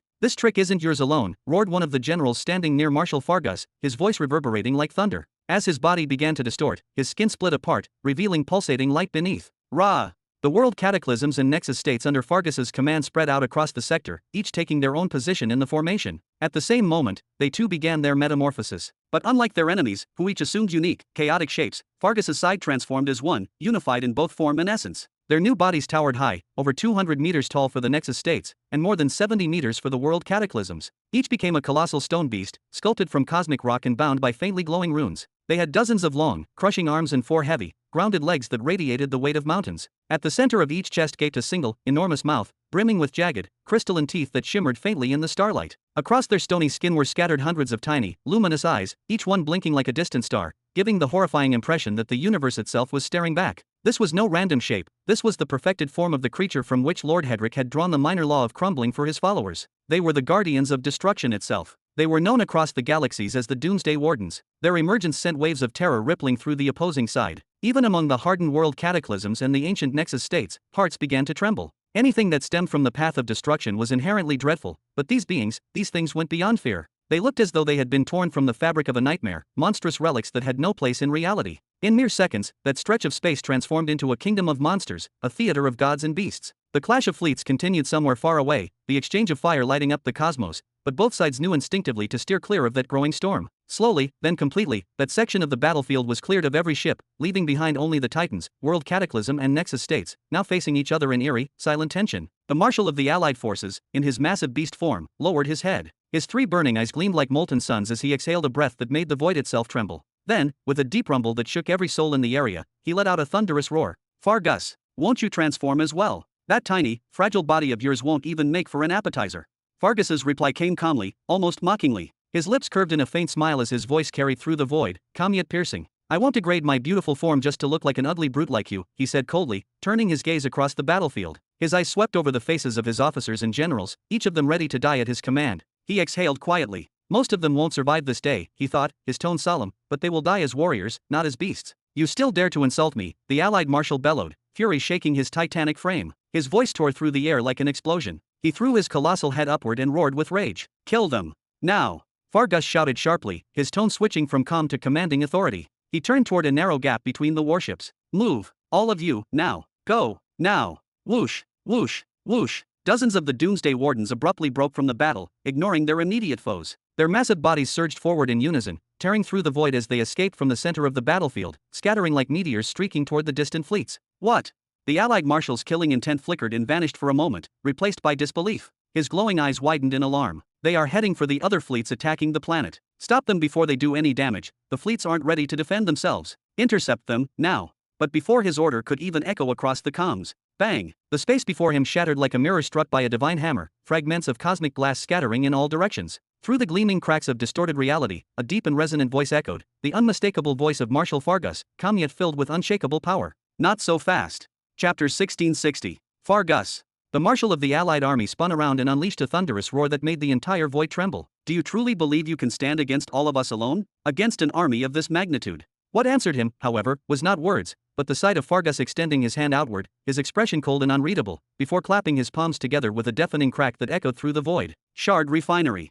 Instantly, the space around Fargus fractured, as if reality itself had been struck by a hammer. It splintered into shimmering shards that reflected starlight like pieces of broken glass suspended in the cosmos. The very air seemed to ripple, then came the sharp sound, swoosh, swoosh. "You're courting death," the marshal bellowed, his massive bull form shaking the fractured plane. His three crimson eyes blazed like burning suns as he lowered his enormous head, horns glinting with chaos energy, then launched himself forward in a violent charge. Bam! The devastating impact of the attack swept through the area like a storm of raw energy. Yet, to the marshal's astonishment, the wide-range explosion barely slowed him down. His thick hide only bore a few shallow cuts and glowing scorches, nothing more than a mild irritation. His fury only deepened, rage and humiliation surged through him as his crimson eyes seemed ready to erupt in fire. Not everyone was so resilient. Arg! The Nexus States and World Cataclysms stationed behind him screamed as the force rippled through their ranks. Some vomited blood, their energy fields flickering violently, while others barely managed to stabilize themselves, staggering in midair. Without hesitation, they counterattacked, swinging their hands, channeling laws and energies toward the fractured space surrounding them. They had to stop the enemies who were escaping through the rifts. Fracture dive. Fargus slammed his fists together, the impact echoing like thunder. Bam! A colossal explosion tore through the void once more, distorting everything in sight. When the light faded, Fargus was gone, vanished without a trace. He reappeared an instant later, standing high above the shattered wall of space itself, his figure outlined by the flickering light of chaos energy. Raising his hand, he aimed downward at the world cataclysms and Nexus states below, those already close to breaking through the barrier, and whispered coldly, "Heart crumble." Arg! The five nearest world cataclysms screamed in unison. Their monstrous forms convulsed, blood spewing from their mouths as invisible force pierced through their cores. One of them lost his entire transformation, his colossal body dissolving as his soul flickered and vanished into the void, lifeless. Damn it! The others immediately fell back, constructing defensive barriers of various colors, all trembling before the sheer destructive might of the path of destruction itself. Fargus, however, didn't pursue. His gaze moved slowly across the cosmic battlefield. His officers and generals had already scattered, spreading in all directions like a storm of blades, striking mercilessly at the fleets that surrounded the planet. He could see the distant bursts of light, massive explosions blooming one after another. He could feel the terror of the ships scrambling to escape the collapsing defense line. The once unified planetary perimeter was now a scene of absolute chaos. With the sudden appearance of nearly 40 Doomsday Wardens, the entire battle had turned into a slaughter. Every warship now fought not for victory, but for survival alone. Fargus narrowed his eyes. He extended his soul sense, scanning the planet and surrounding orbit for any remaining allies. His consciousness swept through the void like a tide, then halted. He sensed movement. A small vessel, sleek and faintly damaged, was attempting to seize the brief moment of calm to activate a nearby space portal. Trying to escape. Fargus muttered under his breath, his tone icy, his gaze sharp as a blade. Within his chest, anger and hatred ignited like wildfire. Could it be? Had that crimson bastard deceived me all along? Fargus! The roaring voice of the colossal bull shook the stars. He had found his prey again, but this time, he did not charge physically. His energy gathered at his horns, pulsing with cosmic power. Epic shock. Bam! Space itself compressed and screamed. The force of the attack crossed the void in an instant, slamming into the distracted Fargus before he could fully react. The impact threw him backward, crashing him hard against the jagged wall of fractured space he himself had created. Blood sprayed from his lips, scattering into glowing droplets that drifted in zero gravity like dying stars. Bang! The shock of the ages was the final blow, the decisive force that fractured the already weakened spatial barrier. The sound echoed across the void like the roar of collapsing worlds. Advance! Move forward and annihilate them all. Don't let a single one return to their ships, the marshal bellowed, his voice booming like thunder through the comms and across the battlefield. The world cataclysms and Nexus states emerging from their vessels meant they were now exposed, within reach. Inside their ships, they could rely on their engine's speed and defense to escape, but outside, floating in open space, they were prey waiting to be hunted. Now they faced two choices: die here or scatter through the void in panic. And in most cases, scattering was no different from dying, especially for the world cataclysms who could barely survive a few hours unprotected in the cosmic vacuum. Understood. Dozens upon dozens of monstrous entities, each vastly different in shape, size, and aura, spread like a storm around the planet's atmosphere. The air rippled with their energy as they launched toward what would become the ultimate, bloody confrontation. The marshal's confidence was palpable. Once the world cataclysms and Nexus states were erased today, they could turn their forces around and crush Hedrick's fleets, forcing them into retreat. At that moment, the war would be decided, the end sealed in fire and ruin. Wait! Fargus's roar cut through the chaos like a blade. He wiped the stream of blood that trailed down his chin, his crimson aura flaring as he thrust his arm forward, the veins in his body pulsing with raw energy. Stop right there.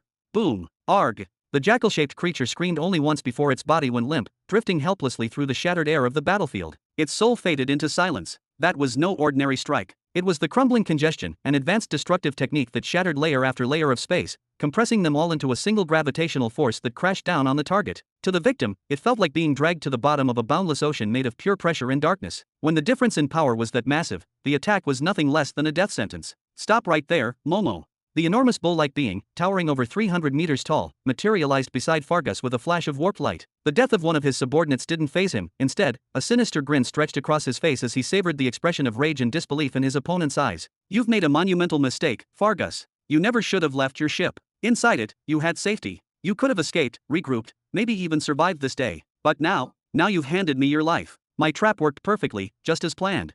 Fargus gritted his teeth, fury pulsing in every fiber of his being. His sharp gaze swept across the vast battlefield that surrounded him. Boom, boom. All around, his subordinates were being overwhelmed. The Doomsday Wardens who had followed him so loyally were now surrounded by fleets and cosmic monsters. Hundreds of ships fired from all sides, and at least 2 world cataclysms attacked each one relentlessly. Even worse, 16 Nexus states had already encircled his top generals, their combined power crushing through every defense. The shell of crumbling, that ultimate defensive art his soldiers relied on, was indeed mighty, but not impenetrable. Not under this level of concentrated fire. It was only a matter of minutes before those protective shells cracked apart and his men were reduced to dust. And he knew his arrogant foe would never allow him to return to his ship. No, he wouldn't even bother attacking directly. He'd simply pin him here, keep him restrained, and let time and despair do the work. Once all of Fargus's followers were dead, reinforcements would come, surround him, and end his life as well. Had he made a mistake? Yes, a fatal one. He had lost everything, not because he was fooled by a simple trick, but because he had placed his faith in that crimson liar who fled the field, Sakar. That treacherous, worthless. Something flickered in the corner of his awareness. Fargus froze, his head turning sharply as he scanned the distance. For a moment, his expression was filled with disbelief, then, slowly, a dangerous smile curved across his blood-stained lips. In the far-off darkness of space, he saw it, a small, sleek spaceship cutting through the void, glinting faintly under the light of shattered stars. A ship he knew all too well. It seems, he murmured, voice deep and low, the long-awaited support has finally arrived. Chapter 1661. It seems the long-awaited support, coming from afar, has finally arrived.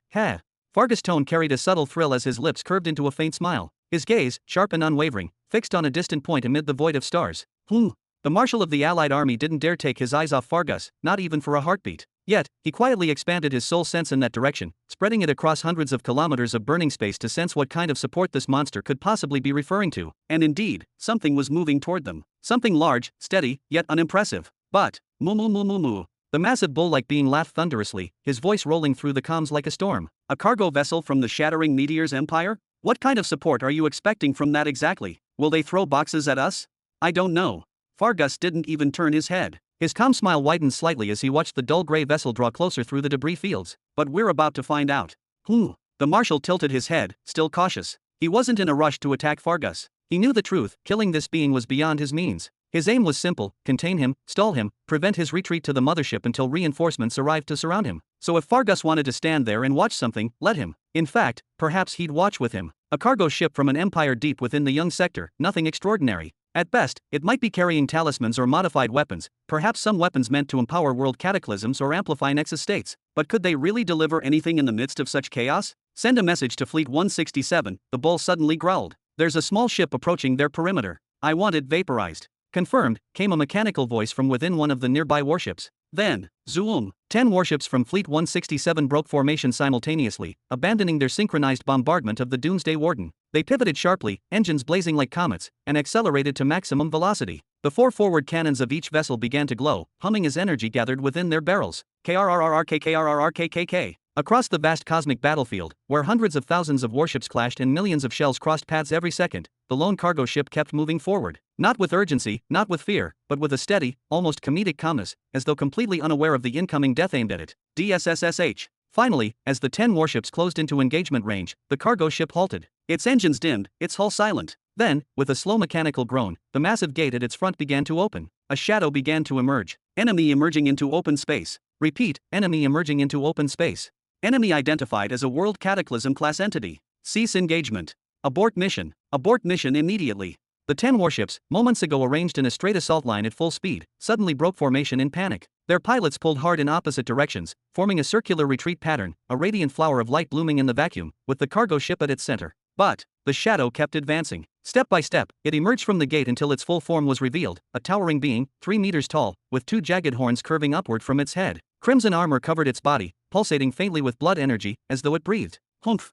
With a single, effortless wave of his arm, 10 crimson arrows burst from his hand, each one blazing like molten spears, shooting out in 10 different directions. The sheer force of their acceleration tore the nearby dust clouds apart, and the arrows caught up to the fleeing warships before their evasive maneuvers were even complete. Bam! Bam! Bam! Boom! One after another, brilliant detonations filled the void. The radiant flower the fleet had formed bloomed into destruction, 10 petals of light vanishing into fiery shrapnel and expanding shockwaves. And as the flames faded, only the crimson-armored figure remained, floating silently in the dark, his horns casting a faint shadow over the shattered remains of Fleet 167 battleships. This The marshal of the Allied army was forced to twist his colossal frame, his armor creaking under the sudden motion as he glared toward the cargo ship with disbelief, and barely contained hostility. The glow of burning debris around the battlefield reflected in his wide eyes, amplifying the shock on his beastly face. That shape, that aura, that crimson armor, aren't those crimson soldiers, the same ones who guard the surface of Verilion?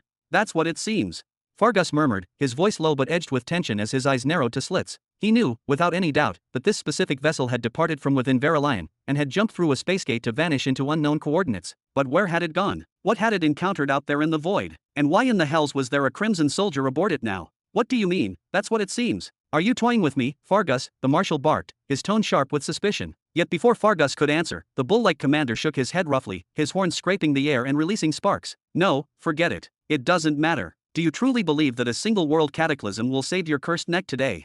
Step, step, step. A deep, echoing rhythm resounded from the open bay of the cargo ship. Beside the first crimson soldier, several new shadows began to emerge, each radiating a fierce, burning aura that twisted the light around them. They stepped forward with precision, drifting out of the ship's hull and into the open void behind their commander. 3, 5, 10, 15, 20. What kind of joke is this supposed to be? The marshal's furious voice echoed through the command channels, layered with shock and dread. 20 world cataclysms, entities of such destruction, could completely change the flow of battle. With that number, they could tear through entire fleets, suppress enemy nexus states, and shatter the siege against the crumbled Dreams Empire's forces. The scales of war were beginning to tremble. Fargus said nothing. His smile had long faded, his eyes, once calm, had become razor-sharp, narrowing further as though trying to pierce the veil of mystery around that ship. And then, something even more impossible happened. A new figure stepped through the gate. A crimson soldier, but larger than any before him, 5 full meters of scarlet armor and raw killing intent. His horns were like twin blades, and each step he took sent ripples through space itself. Behind him came more. 30, 40, 50, 60. That accursed ship. The marshal's fury burst like a volcano. His eyes blazed crimson, his nostrils flared, and streams of hot vapor blasted from them as if his body were on fire. His massive hands clenched into fists, each large enough to crush a shuttle, his muscles bulging under the strain of his rising power. He could no longer stand still. He had to destroy that ship before it unleashed any more of those monstrosities. But what was happening inside it? Had the ship become a gate, a portal to a secret world cataclysm nest hidden among the fleets? Whoosh! Despite his confusion, Fargus' battle instincts remained razor-sharp. He blinked once, and in the next instant, his figure vanished. He reappeared directly before the bull's massive snout, his cloak whipping around him as his aura surged. One hand was held calmly behind his back, while the other took the form of a hooked claw wreathed in black light. "Control yourself," he said coldly. "Stay here, with me. If you want to reach them, you'll have to go through me first. Are you certain you can do that, Marshal?" "Moo!" The bull roared, shaking the very void, his rage clawing at his restraint. For a brief moment, he actually lowered his head, ready to charge, but his instincts screamed at him. He knew too well the monstrous strength hidden behind Fargus' calm posture. To force his way through would mean mutual destruction. Grinding his teeth, he turned instead toward his fleets and shouted with explosive force. "Send an emergency alert to fleets 160 through 170. Repeat, enemy contact confirmed. New threat, world cataclysm entities, 60 of them. 60. Step, step, step." And then, once more, came the sound of footsteps. Soft, faint, almost inaudible amid the thunder of hundreds of fleets clashing behind them, amid the chaos surrounding Verilion's orbit. Yet somehow, each slow step that echoed from the hull of that small cargo ship struck deep into both their chests, like a heavy drumbeat echoing through the battlefield's heart. Another crimson soldier appeared, but this one was different. His horns were not rising from his skull like the rest, but instead, they extended from the places where his eyes should have been. They curved outward and upward, glowing faintly as if carved from molten stone. His presence alone was suffocating. As he emerged, the flood continued. More crimson soldiers followed in steady formation. 70, 80, 90,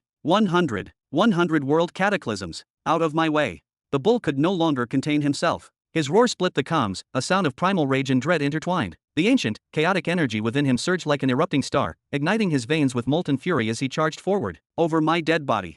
Fargus' voice thundered back. His claw, wrapped in dark energy, came crashing down like a divine hammer, slamming through the void with unstoppable force. Chapter 1662. Boom. The colossal bull's impact against the shattered fabric of space unleashed a devastating wave of energy that blasted away every nearby ship, sending several crashing violently into each other in chaotic spirals of destruction. On the sidelines, the demons stood frozen, unaware of just how narrowly they had escaped annihilation. They remained in formation, standing shoulder to shoulder, forcing themselves to focus on what was unfolding ahead while ignoring the overwhelming chaos surrounding them. Like the rest of his kind, Sakar possessed no eyes with which to instantly perceive the world before him. He, too, had to see by spreading his soul sense outward, expanding it layer by layer into the boundless void until the vibrations of reality painted a mental image of everything around him. And now, only now, did he and the 99 demon kings at his side finally perceive what was truly happening across the immense expanse of space before them. them. Their senses extended outward, colliding with hundreds of thousands of warships moving like a swarm of enraged hornets that had just discovered a victim. Beyond them, they detected over 100 monstrous creatures of all shapes and sizes, relentlessly surrounding terrifying stone beasts, bombarding them with artillery fire and law-based assaults in a desperate attempt to bring them down. Behind that chaotic wave, another fleet emerged, dozens of ships returning to rain devastation upon Verilion, unleashing a ceaseless barrage meant to level the ground under the dominion of the shattering meteor's empire, paving the way for their ground forces to invade and slaughter whoever remained alive. "This will be a long day indeed," came a deep, steady voice, the first to emerge from a transport vessel. It belonged to Firen, the Demon King, his tone as sharp and solid as carved steel. Sakar took several seconds to analyze the battlefield in silence, his soul sense fluttering across explosions and spatial tears before he finally spoke with precision and cold authority. "Target the fleets. Focus your assault on the motherships and support ships. Ignore everything else." "Is that truly wise, elder brother?" asked Amon, the largest among them, his voice rumbling through the comms without even glancing backward. "If the stone beasts are destroyed, we will lose our front line. Some of them are in the Nexus state, as you know." "Disregard them," Sakar replied firmly. "Once you attack the fleets, the pressure on them will lessen. You will draw the attention of several world cataclysms and Nexus states automatically. Just be cautious, your lives as Demon Kings are no less valuable than those stone beasts. Attack freely, attack wildly, but make sure you survive." "Understood." Amon and the 98 other Demon Kings saluted sharply. Then, in a single explosive burst, they shot forward in chaotic trajectories toward the gargantuan battlefield. The arrogant, careless demeanor that once defined them before being deployed to Verilion's war had all but vanished. Upon arriving and witnessing what true warfare meant, the scale, the destruction, the absolute insignificance of pride, they finally understood how pathetic their former defiance had been, back when they bullied fragile worlds and mistook dominance for strength. Now, they followed Sakar's orders without hesitation, awaiting commands from him and from the shadow swords above. Not one of them dared to act independently or form factions. They all knew, this battlefield left no room for ego. Shoo, boom, boom, watch the rear. KSH, what is happening back there? Repeat, what is happening in the rear? KSH. Who the hell are they? KSH. The first demonic strike was the very definition of destructive chaos. Amon instantly expanded, his colossal body swelling until it towered over 400 meters high. In a single motion, his size dwarfed even that of the marshal of the Allied forces. He looked like a mountain that had erupted from the void itself. His first action as that living mountain was to seize a mothership by its stern with both massive hands, then swing it like a club into a cluster of nearby ships, smashing them apart in a cataclysmic arc of metal and flame. Ray-a-a-a-a-or. Amon's bloodlust aura exploded outward, washing across that entire quadrant of the battle and sending a chilling shudder through every soldier's spine. The power of a being at the pinnacle of world cataclysm was undeniable, its pressure unmistakable. Only someone in the Nexus state could hope to stop him now. Around 30 other demons also enlarged their forms, each to a different scale ranging from 50 to 200 meters tall. Despite the size differences, all retained their crimson skin, their jagged horns, and the intricate runes carved into their bodies and armor that gleamed with the markings of mid to high tier legendary craftsmanship, specially forged to stretch and shift with their transformations. The battlefield had turned into a nightmarish storm of fire and stone, of shrieking engines and shattered dimensions. And in the midst of that chaos, the laughter of demons echoed through the void, feral, unrestrained, and alive. Those 30 crimson warriors, along with Amon himself, did not merely tilt the balance of the battlefield. They obliterated it entirely the very instant they appeared. The grand encirclement that had trapped 5 of the stone beasts in that area was torn apart in a heartbeat. The tightly coordinated formations of warships disintegrated into chaos as panic swept through the ranks. Ships veered off course, colliding and scattering in every direction as the crews desperately tried to make sense of the sudden, overwhelming threat. What the hell is happening? Why are we not dealing any damage? KSH. Try again, focus fire from the rear flank.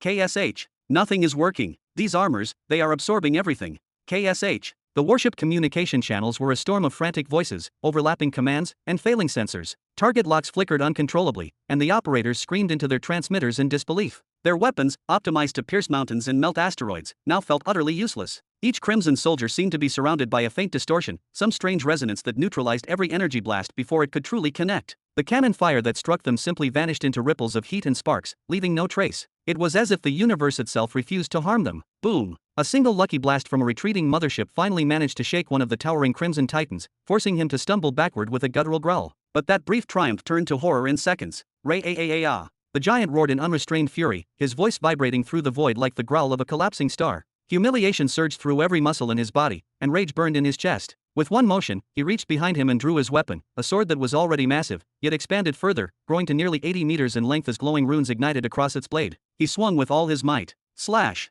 The airless space itself trembled. A burning arc of crimson energy cut through the darkness, and the mothership was simply erased. Its hull split apart, energy cores detonated, and the massive vessel was torn in two like paper. In moments, it was nothing but glowing wreckage drifting through the endless void. HSS, focus on your own fights, one of the nearby monsters bellowed. It was a massive armored crocodile, its scales tinted rose pink and covered in overlapping black markings. Hundreds of metallic limbs carried its colossal body as it abandoned its current prey, a stone beast, and hurled itself toward the nearest crimson soldier, determined to crush him under sheer mass. The crimson warrior, noticing the approach, turned his head slightly. Without hesitation, he materialized a warhammer, a weapon so large it looked capable of cracking moons. He pulled it back with both hands, muscles swelling, and swung down. Hee. The sound was enough to bend light itself. The hammer swing generated a gravitational distortion that tore through nearby debris, sent warships tumbling like leaves in a storm, and rippled shockwaves for hundreds of kilometers. Then, tang! The hammer crashed into the crocodile's head. Had that beast been standing on solid ground, its skull would have been driven miles underground. But in the weightless void, it rolled with the blow, spinning in a full circle to absorb the impact through motion. And then, bam! Its tail whipped around in a blur, smashing directly into the crimson warrior's head.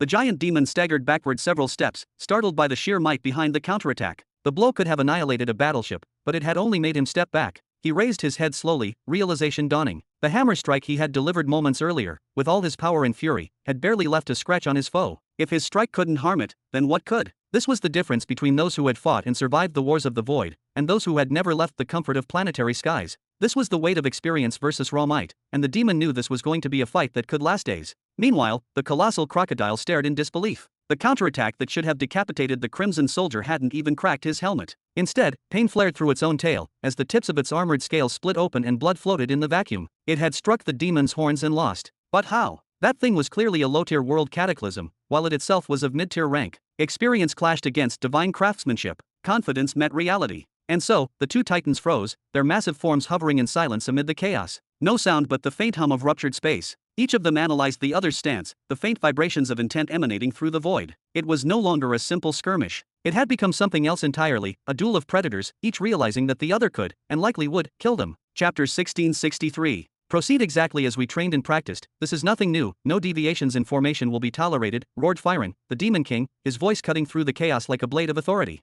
Understood, came the united response. Behind him, 30 demons broke through the atmosphere in perfect, disciplined ranks, moving as if bound by invisible threads. Not a single one advanced too far or lagged behind. In the blink of an eye, they crossed the region Amon and his savage squad had ravaged earlier, then split toward another quadrant of the planet. That sector was quieter, with far fewer starships overhead. Most of the fleet was concentrated above the zone dominated by the shattering meteor's empire. Yet something else awaited there, a horde of stone beasts, their bodies like jagged monuments, surrounded by several world cataclysms and nexus states. These entities relentlessly pushed the beasts away from the ships, ensuring none could get close enough to threaten them. The scene, though distant from Amon's battlefield, was no less perilous or critical. When Firen reached what he deemed a suitable distance, he raised one clawed hand high. The 30 demons behind him halted instantly, motionless in the skies. I want 3 volleys per second, he commanded coldly. Each shot must carry 20 liters of compressed blood. Infuse every projectile with the frozen inferno effect.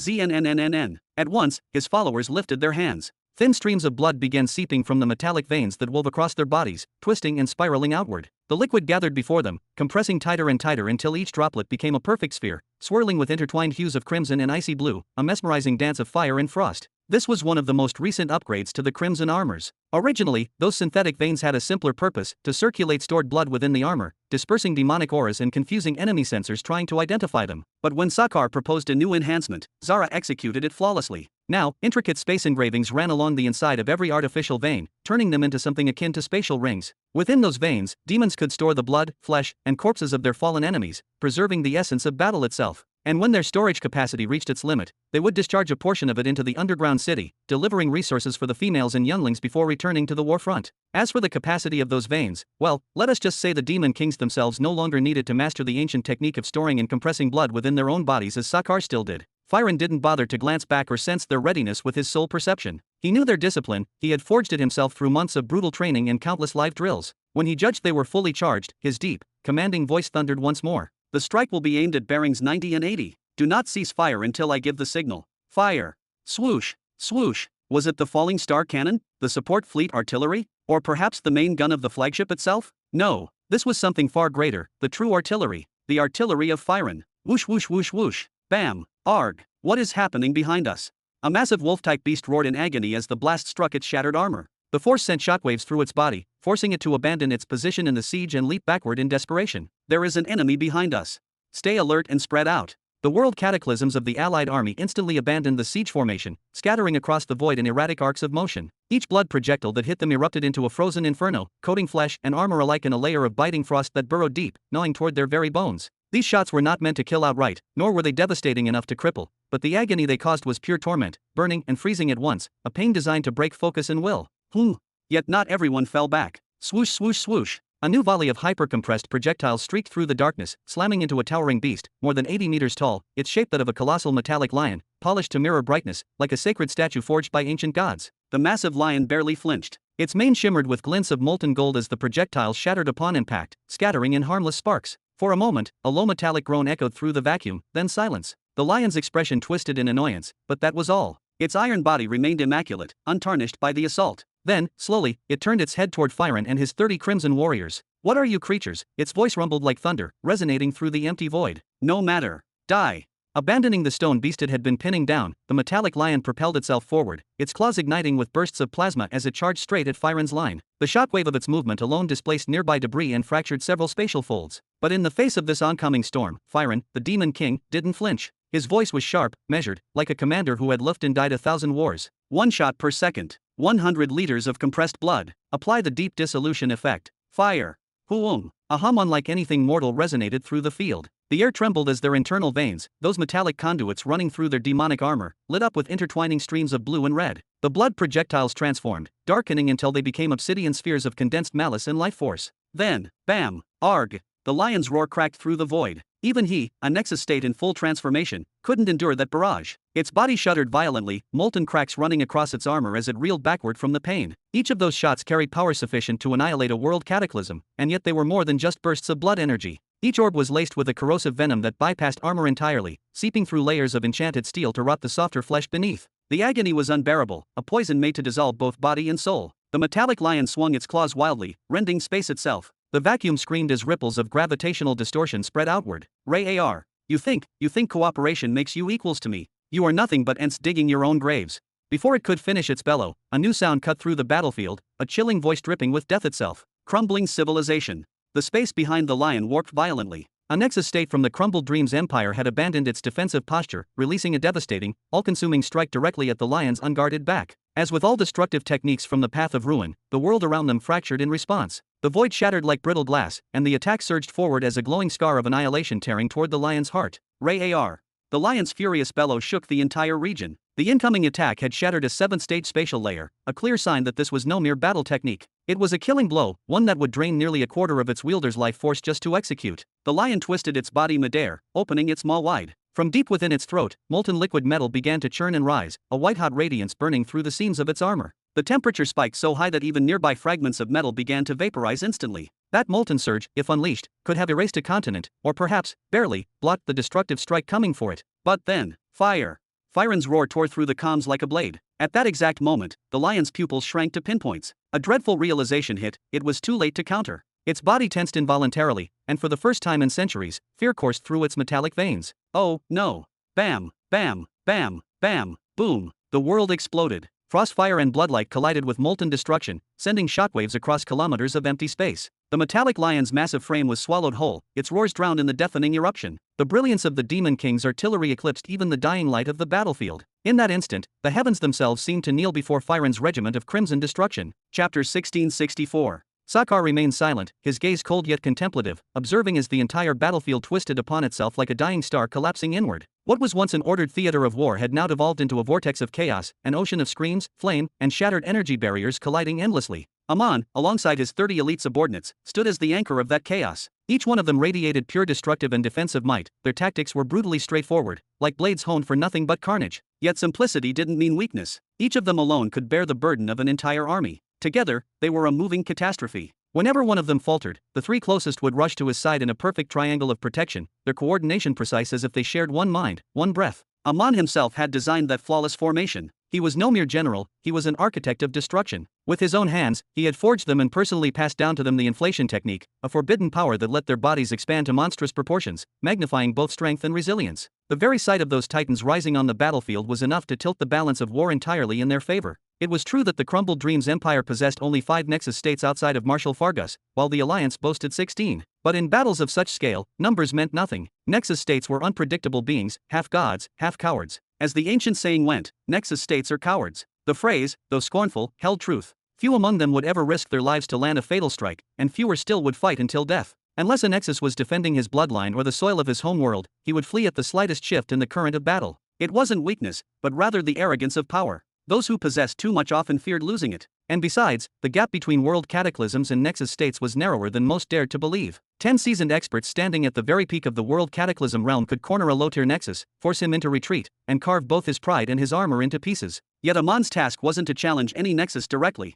His objective was cleaner, sharper, and far more vital: liberate the crumbled Dreams Empire's Nexus warriors from their encirclement, then guard their retreat and annihilate whatever forces pursued them. It was the kind of mission that could only be entrusted to someone who didn't fail. But Amon and his men were not the only terrors unleashed that day. Across the opposite flank, Firen's squad advanced, equally fearsome, equally disciplined. Firen, the king of demons, was more than a warrior, he was a symbol of dread. It was said that he hungered for power as much as he thirsted for blood, and his subordinates reflected that obsession perfectly. They were not soldiers, they were living statues of precision, copies of their merciless king carved from flame and will. Normally, world cataclysms were arrogant creatures who acted alone, creatures guided only by instinct and pride. But Firen had done the impossible. He had forged their egos into unity. Under his banner, those 30 abominations moved as one colossal organism, a living artillery battery whose synchronized barrages could vaporize anything in their sights. Should a nexus ever find himself fully surrounded by them, even his godlike defenses would crumble under their relentless bombardment. Of course, surrounding a nexus was an impossible dream for most, but Firen did not chase impossibilities.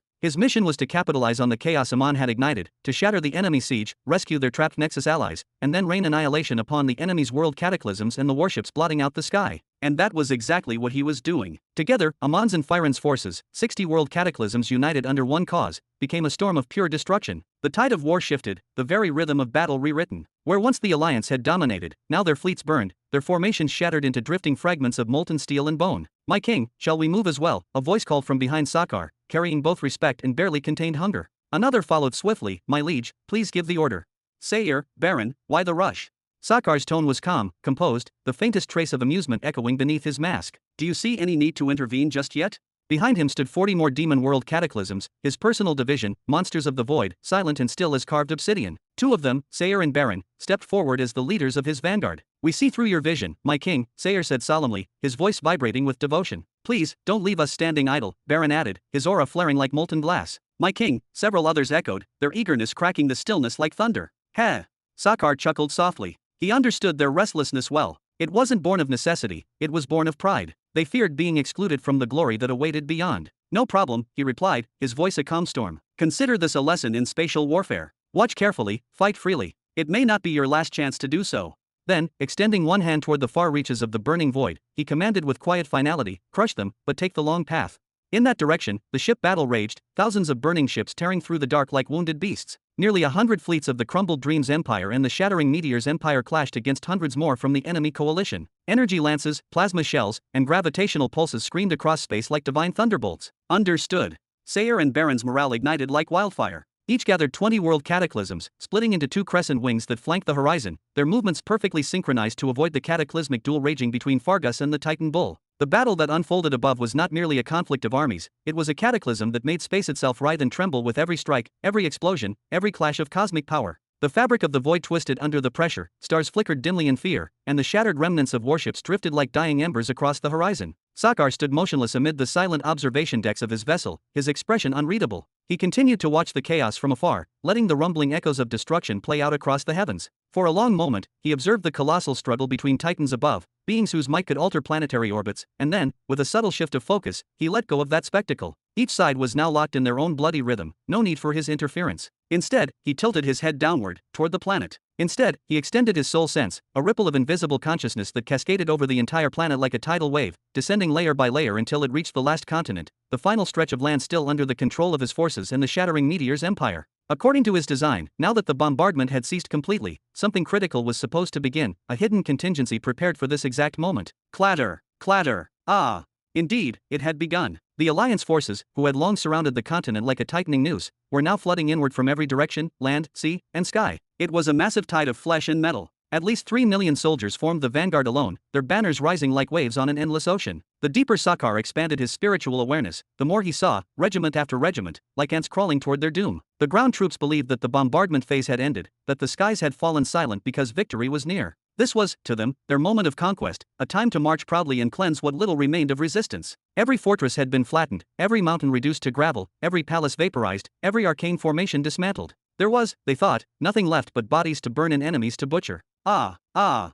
A sudden roar tore through the smoke and ash. The emperor of the shattering meteors empire emerged from what had once been his majestic palace, now reduced to a landscape of rubble and molten stone. His voice was raw with fury and despair. In an instant, his human shape ruptured and reshaped itself, muscles bulging, scales bursting forth, bones creaking and snapping into place, until a gigantic draconic beast stood where the planetary emperor once had been. It was Beast King Nagarath. He bellowed once more, a thunderous roar that shattered the air and shook the seas, then launched himself into the battlefield with burning wings and flaming claws. The ruler of the shattered meteors no longer had a throne to command from, his throne now was war itself. To the Alliance, and even to the Emperor himself, it appeared that the ground battle was over. Victory was at hand. But, Ka-cha! A single sound cut through the chaos like the wrath of a god. At the narrow coastal strait, a crimson figure emerged from the smoke, his armor glistening like blood under starlight. In his hands, he held two colossal whips, each one the length of 100 arms, pulsing and dripping with boiling blood that hissed and steamed with a stench that corroded the air. Ha! Ha ha ha! Ha ha ha! Fight! Fight! Slaughter!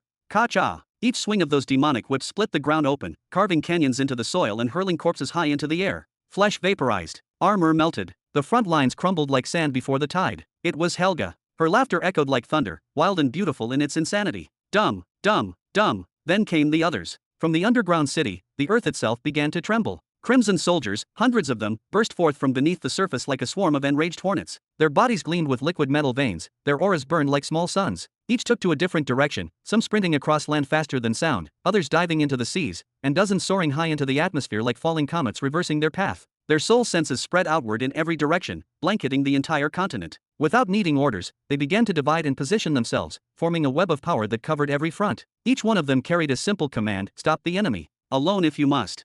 These were Helga's personal division, 30 demon kings. And now, as the scarlet light of their awakening painted the horizon red, it became clear that the real ground war had only just begun. Chapter 1665. He-ya. Before the eyes of millions of soldiers, Helga unleashed her true power for the very first time, an eruption of unrestrained madness and joy that echoed across the burning skies. Those were the orders that had set her heart ablaze, commands so simple, so liberating, that they shattered the chains of restraint and filled her veins with divine frenzy. For the first time in her life, she was permitted to release everything, every drop of power, every ounce of destruction sleeping within her soul. According to the king, Marshal Sakar, once the higher forces clashed, no one would have the luxury to notice what occurred below. The sky would become chaos incarnate, filled with collapsing dimensions and ruptured fleets. Every commander would be too consumed with survival to sense the slaughter at the planet's surface. And as for the soldiers on the ground, would they even realize the kind of force that had descended upon them? It didn't matter. To them, Helga was no more than an insect, a glimmer of red in the endless tide of bodies pouring through the strait, millions of men storming forward like a living sea. Yet that insect swung the twin blood crimson whips her master had gifted her, each as long as 100 arms, each soaked in boiling blood and demonic blood energy.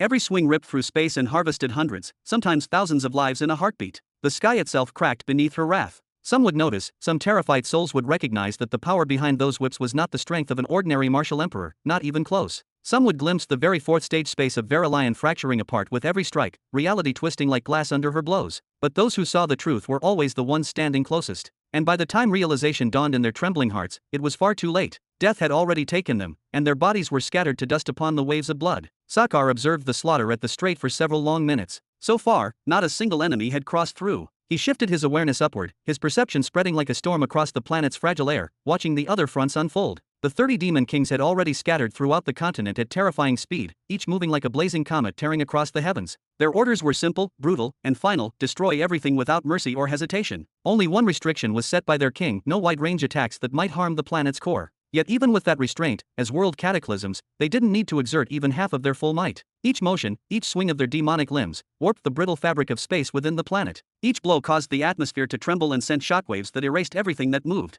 The ground forces of the enemy, millions strong, were shattered, swept away as if they were dust in a storm. The planetary emperor of the shattering meteors empire stood paralyzed with disbelief. His generals and what remained of his soldiers stared beside him in mute horror. They had gathered the last of their strength, rallied themselves for one final charge to defend their homeland, only to arrive at the strait and witness Helga blocking the entire front alone. No fortress, no wall, no army, just a single woman drenched in crimson, her laughter drowning out the sound of war. 10 minutes passed like an eternity. Finally, Sakar drew his perception away from the planet and turned his gaze to the void, toward the distant fleet battle, where Baron and Sayer had arrived with their respective forces. He turned his whole body in that direction, because what he sensed was not victory, but something unexpected and dangerous. The 40 world cataclysms under their command had not instantly tipped the balance as expected. The enemy fleets had not fallen into retreat, nor had the siege been broken. Instead, they were surrounded. That stretch of space was no longer a battlefield, it was an apocalypse of metal and fire. Hundreds of thousands of warships of every class filled the void, each spewing endless storms of plasma and explosive shells. The darkness of space was no longer black, it was a sea of crimson light and molten debris. Tens of thousands of rounds were exchanged every heartbeat, painting streaks of light across the void like burning veins of a dying god. There was no longer such a thing as space. Every inch of the void had been consumed by stray projectiles, each screaming across the dark, seeking a target to obliterate, or drifting endlessly through the cosmos, waiting to collide with some distant, unlucky world light years away. And amidst that storm, Sakar's forces, 40 of his most terrifying demons, were caught within the crossfire of a million suns, their silhouettes flickering in the blaze of a war that sought to devour even the stars themselves. The arrival of Baron and Sayer to the side of the crumbled Dreams Empire's fleets, both wielding their blood weapons in full glory, didn't improve the situation much. Instead, they found themselves treated the same as the ships around them, targets under relentless bombardment. Yuug, move! Sayer screamed beneath his armor as he tried to push forward through the void, now blindingly illuminated by waves of white and blue light. Yet, despite all his strength, he couldn't advance even an inch. Each pulse of light, each blast of shock, forced him back little by little. Then, boom! A single shell from a mothership cannon struck Sayer directly, throwing him backward dozens of meters. The storm of firepower did not manage to crack his Heimat epic-grade armor, the one his lord had claimed to rival even a high-tier epic set. Not a single scratch marked its surface. But the sheer density of the bombardment rendered him useless. He couldn't move forward, couldn't even see clearly. His soul sense was overwhelmed, flooded by the chaos of hundreds of thousands of projectiles streaking in every direction, creating a storm of pure destruction. Damn it! Sayer roared, his temper breaking. He drew his beloved blood weapons, extended one finger toward the enemy lines, and began firing streams of compressed blood, mimicking the wild style of Firen. And as if in response, every member of Baron's and Sayer's squads followed his lead. Advancement was impossible in this hellish environment, so they adapted, acting as extensions of the allied fleets themselves, unleashing their attacks in synchronized volleys. Sayer, Baron, what in the void are you two doing? Did we come here to play games? Sakar's voice crackled through the sound link embedded in their armor. Fall back immediately, reorganize your formation, then circle around and hit the enemy fleets from behind. Won't they just turn around and chase us, my king? What difference does it make whether we are here or there? Sayer's tone wavered. This situation was unlike anything he had ever faced. If they turn, then retreat again, and strike once more, again and again if you must. Force them to spread thin. Once they do, the allied fleets will seize the chance. The key is to never stop moving. You are not stationary ships hiding behind shields. 40 new vessels standing idle are useless. Keep moving, and your task right now is simple: harass the enemy without pause. Understood. Sakar's gaze lingered on the vastness of the fleet battle before him. 40 world cataclysms, beings powerful enough to tear continents apart, stood frozen amid the cosmic chaos, unable to do more than withstand the storm. Were it not for the extraordinary durability of their armor, each piece equivalent to an entire fleet's worth of protection, they would have already been severely damaged or outright annihilated. At that moment, even Sakar was forced to reassess the terrifying might of warships when they existed in such overwhelming numbers. When he thought about it carefully, the fleets of the true beginning empire were several times stronger than this. The last time he had seen them, some 140 years ago, they had possessed 9 full fleets, and each one could utterly dominate any of the fleets he was seeing now. Back then, he had used those ships mainly for interplanetary transport, moving soldiers and resources between distant regions to conserve his pearls. He had never truly considered their military potential until now, witnessing firsthand how sheer numbers could tilt the balance of war between great powers. Is this what a war between the mighty truly looks like? He couldn't help but wonder, how many fleets does the demon army in the young Sector 100 now command? Could their numbers have reached 20 full fleets by this point? Chapter 1666. Nearly 2 long, grueling hours had passed. Sakar's space battle's command instincts, his sense for reading the flow of war, sharpened with every passing second, like a blade honed in the fire of chaos itself. And yet, despite the experience he was amassing in real time, the overall situation refused to change in any meaningful way. By now, Sakar finally understood why these cosmic wars could rage for centuries without ever declaring a victor. It was not because either side lacked power. It was because the act of war itself, on this colossal, interstellar scale, was simply too draining, too consuming, too endless. At this very moment, 3 grand battlefronts encircled Verilion like burning rings of fury. The first front, naturally, was the fleet battlefield, the heart of the storm, where hundreds of thousands of ships were locked in perpetual destruction. Beams of light carved through the void. Energy shells detonated into stars. Wreckage spiraled through space like fragments of a dying sun. Each ship, massive and proud, was a world unto itself, its surface glowing with protective runes and energy veins pulsing with life. They continuously activated layer upon layer of energy shields, resilience spells, evasion enchantments, and neutralization arrays, every conceivable form of defense known to advanced civilizations. And still, despite all of that, ships kept dying. They bloomed into silent fireballs one after another, bursting apart like cosmic fireworks that painted the battlefield with fleeting beauty and eternal loss. There was no such thing as total protection here, not at this level of destruction. Meanwhile, Baron and Sayer executed their countermaneuver to perfection. The 40 world cataclysms, beings whose very presence warped reality, had struck deep from behind the enemy fleets. They tore through the ranks like living storms, scattering formations, shattering discipline, and forcing entire armadas to retreat and regroup again and again. That bold tactic allowed the cataclysms to annihilate hundreds of enemy vessels, and in doing so, opened new opportunities for the allied fleets to rain down devastation of their own. Yet, for all that divine power unleashed, the truth remained the same: control of space still belonged to the swift, organized, and numerous warships. Their overwhelming firepower, coordination, and sheer mass dictated the rhythm of battle. The question burning in Sakhar's mind was simple: how long could they keep this up? Each passing minute consumed oceans of liquid energy essence and mountains of energy pearls. Every volley, every recharged shield, was another fortune spent, another hour shaved from their endurance. After those 2 merciless hours, the intensity of the barrage finally began to fade, slowing by nearly half from both sides, as though the universe itself had ordered a brief truce. No ship dared to stop firing or lower its shields completely, but their patterns shifted, shots became deliberate, calculated, aimed to conserve rather than obliterate. Sakhar immediately understood. This was the real reason the wars of the heavens never ended. It was not that one side could not crush the other, it was that neither could sustain the cost of victory. That was why every wave of war burned fiercely for a single day at most before the attackers were forced to retreat and recover. At this rate, within 6 hours, at most, the energy fueling the cannons and shields would run dry, turning these once mighty fleets into drifting metal husks, empty fortresses lost in orbit. And speaking of fortresses, that led to the second front, the war of the Nexus states and world cataclysms themselves. Sakhar shifted his sole perception downward toward the planetary surface. The fighting there had also slowed considerably, though the silence was heavy, charged with exhaustion rather than peace. Thanks to Amon and his titanic squad of giants, and to Firen's endless artillery barrages, the warriors of the crumbled Dreams Empire had managed not to win, but to endure. Yes, endure. Because the difference in Nexus state numbers alone, 3 to 1, made survival itself a miracle. And even if they managed to wound their foes, killing a world cataclysm or a Nexus state was another matter entirely. These beings were not soldiers, they were walking calamities, each capable of surviving explosions that could erase cities. In open battle, where they could defend one another, their deaths became almost unthinkable. Even the metal lion, struck from both flanks, suffered terrible injuries, his leg torn away, his lower body mangled, and his innards scattered across the void.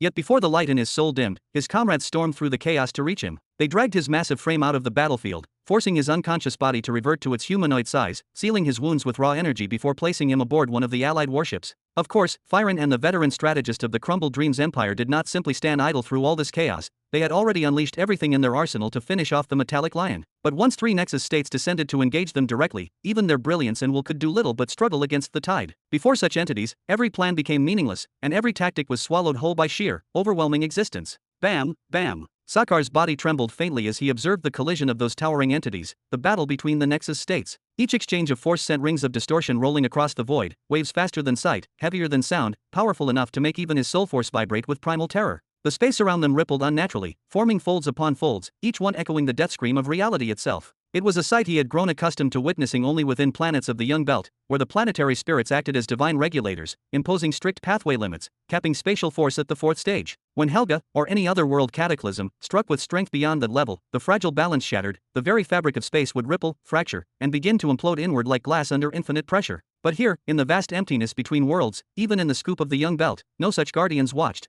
No planetary spirit, no rules. The path of space stretching freely all the way to the 7th stage here. And yet, bam, bam, bam, bam. The titanic clash between the world cataclysms and the Nexus states turned the region around Verilion into something visible even to the blind soul. Space itself could now be seen twisting, folding, shattering into countless mirrored fragments, then healing again in a heartbeat, reforming, only to break once more. It was as if reality were breathing, a living organism of pain and regeneration, bleeding starlight and mending itself in the same pulse. Each convulsion shook the heavens. Bam, bam, bam, doom. Sakhar's 3 hearts quivered violently at the sight. Was it fear of the enemy? No, not even close. He could not explain the unease that crawled through his essence. It was not fear of death, it was something older, deeper, a primal rejection of witnessing existence itself being rewritten before his eyes. If it were solely his choice, he would have ordered a retreat for every fleet, every soldier, every being still clinging to battle. But he knew, that such a command would doom them all. If Amon and Firen withdrew now, their allies from the crumbled Dreams Empire would be erased within minutes, their legions devoured by the advancing Nexus states, and thus the war would end today, in an utter, irredeemable defeat. Yet this confrontation, no matter how apocalyptic, was nearing its natural conclusion. The world cataclysms were not like the Nexus states. They could not draw upon primordial chaos directly from the void to replenish their strength, nor could their bodies endure endless exposure to the nothingness of open space. Their existence was finite, bound by the laws of the worlds they had once destroyed. Their movements were slowing, and their energy cores dimming under the weight of exhaustion. Both sides, the cataclysms of the crumbled Dreams Empire and those of the Alliance armies, were beginning to falter. Their once devastating blows had lost rhythm, their walls of energy flickered, their coordination fractured under the toll of endless combat. They drifted backward, step by step, their focus shifting from domination to survival, from conquest to endurance, each one silently hoping the other side would collapse first. Of course, there was one exception: the Demon Cataclysms. Chapter 1667. The demon cataclysms, those crimson horrors born from slaughter, faced none of the same limitations that troubled the other races. Their pace hadn't slowed even a heartbeat. If anything, their frenzy seemed to grow sharper, more ravenous, with every passing minute. Unlike most warriors who relied on the delicate flow of natural energy, the demons drew their might from a much darker source: the power of blood. Every motion they made, every roar, every swing of their colossal weapons throbbed with the rhythm of living veins. Perhaps this reliance on blood would have been a terrible disadvantage had they fought unarmed or exposed, but they did not. Those black and crimson suits of armor they wore, pulsing with glowing veins, were not mere protection. They were lined with coiling blood tubes that snaked across every joint and plate. Each of those tubes had spacepath runes to enlarge them from within like space rings. Each tube filled with immense reserves of blood essence, harvested from the slain of hundreds of conquered worlds, stored and refined for more than 140 years of methodical, industrial-scale genocide. Would that reserve ever run dry? Inevitably, but at this pace, they could fight for 3 entire days and nights before the last drop lost its pulse. As for their survival in the freezing vacuum of space, the demons had already mastered that as well. The inner layer of their suits carried the runes of preservation, sealing their bodies from the raw violence of the void and providing stored air and pressure enough for extended warfare. They could breathe, fight, and roar amid the starfire for an entire day without pause. A full day of relentless combat from the demons, while the world cataclysms of both the Alliance armies and the crumbled Dreams Empire were already faltering, their strength fading, their will beginning to crumble under the strain. Once again, the legendary True Beginning Empire's armor had proven its unmatched dominance on the battlefield. It was no mere defensive construct, it was a living fortress, a triumph of technology. The moment all the other world cataclysms began to retreat, Amon, Firen, and 60 world cataclysms would surge forward in formation, reinforcing the 5 Nexus states of the crumbled Dreams Empire. Together, they would turn their might against the 16 Nexus states of the Alliance, and though the outcome was uncertain, it would surely be better than their current struggle. Victory in that front was no longer a dream, it was only a matter of time and endurance. Only those endless ripples in the void troubled Sakar's hearts. He shook his head slowly, his gaze shifting to the final front, a battle so devastating that it demanded its own theater of war, a duel between marshals. There stood the first marshal of Lord Hedrick, clashing against a marshal serving Lord Zrian, a half-step guardian versus a half-step monarch, the mightiest warriors beneath the children of the behemoths themselves. Below the 7th stage of power, none could rival their strength. Then it came, a roar, deep and ancient, shaking through the ether. The massive brown bull, a beast over 300 meters tall, charged forward with his 3 spiraling horns gleaming like forged suns. For a heartbeat, his entire form vanished, the space before him folded like silk under pressure, and then, thwom! It snapped back violently, triggering a spatial implosion so fierce that several nearby warships disintegrated instantly. Humph! Facing the raging monster, Fargus slammed his colossal leg forward, the motion reverberating through the battlefield as if he had kicked a planet itself. It was no ordinary strike. From his foot blazed 5 radiant streams of light, each slicing through the air like divine ribbons, tearing open the fabric of space wherever they brushed. And then, boom! The collision between raw might and the law of crumbling turned the void even darker. A curtain of abyssal smoke rolled outward, swallowing sound and light alike, before being drawn sharply back into itself with a thunderous aum. The spatial rift snapped closed, sending both marshals hurtling backward like meteors, their bodies vanishing into streaks of light. Arg! Sakar instinctively raised his forearms before his face, bracing against the titanic shockwave that followed, the force so immense it made his bones vibrate within his armor. Bobby AB doom. His expression twisted beneath his smooth silver mask. What was happening? Why was no one else alarmed by what was being done to the weave of space itself? Could he truly be the only one perceiving it? No, impossible. The warships were staggering, their engines flaring uncontrollably, and even the 2 marshals were being flung about like puppets cut from their strings, their balance shattered by the distortions rippling through the cosmos. When the duel had begun, it hadn't been nearly this bad, but after 2 relentless hours, the battlefield had changed beyond recognition. Every blow from a Nexus state now carried cosmic weight, and even Amon's strikes began to leave tremors in the void. No, space could no longer be compared to the surface of water. Not anymore. Now, it was closer to a slab of raw flesh, a vast, pulsating mass that, with every strike of the hammer, grew softer and weaker, its fibers loosening, its structure collapsing. Every impact seemed to echo across existence itself, and each tremor made the very fabric of the void feel fragile, vulnerable. Was this a phenomenon born only today? Or was it the culmination of centuries, hundreds of years of endless wars fought around Verilion, each one tearing at the same wound, widening it until the universe itself began to bleed? Boom! Another violent collision between the 2 marshals tore through the battlefield, and the result was the same: space itself cracked open. This time, however, the rift didn't fade immediately, it lingered, stretching, trembling for more than a full second before mending. Enough! Sakar stepped forward, his tone quiet yet carrying an unshakable weight, his voice rumbling like thunder trapped beneath the skin of the world. Bam, bam, bam. From the side of the Nexus states and the world catastrophes, the vibrations didn't stop for even a heartbeat. Waves of distorted energy rolled outward, and new fractures glimmered faintly across the void. That's enough. Sakar's voice rose with every word, his composure unraveling into anger.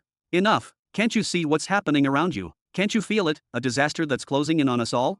Swoosh! At that exact instant, Demon King Baron, accompanied by two of his high generals, surrounded a mothership and struck as one. The impact was cataclysmic. The destruction of a mothership, with all the compressed energy stored within it, unleashed a titanic explosion that twisted the already wounded space. The resulting surge bent reality upon itself, birthing something that looked like a fleeting black hole, a gaping void that dragged every nearby ship toward its devouring heart. Boom! But it lasted only for fractions of a second before imploding violently, sending Baron and all nearby vessels hurtling away like debris caught in a cosmic storm. If Sakar had possessed eyes, they would have widened in disbelief, his soul trembling. Through his heightened soul sense, he caught the fading signatures of 3 small battleships, dragged into that black hole, and gone. Not destroyed, not disintegrated, gone, simply erased from existence. But, where had they gone? Damn it! Sakar poured his soul force into the sound sigil engraved within his armor, his voice booming across all channels. To all demon forces, retreat, abandon your positions, leave everything behind, and fall back immediately.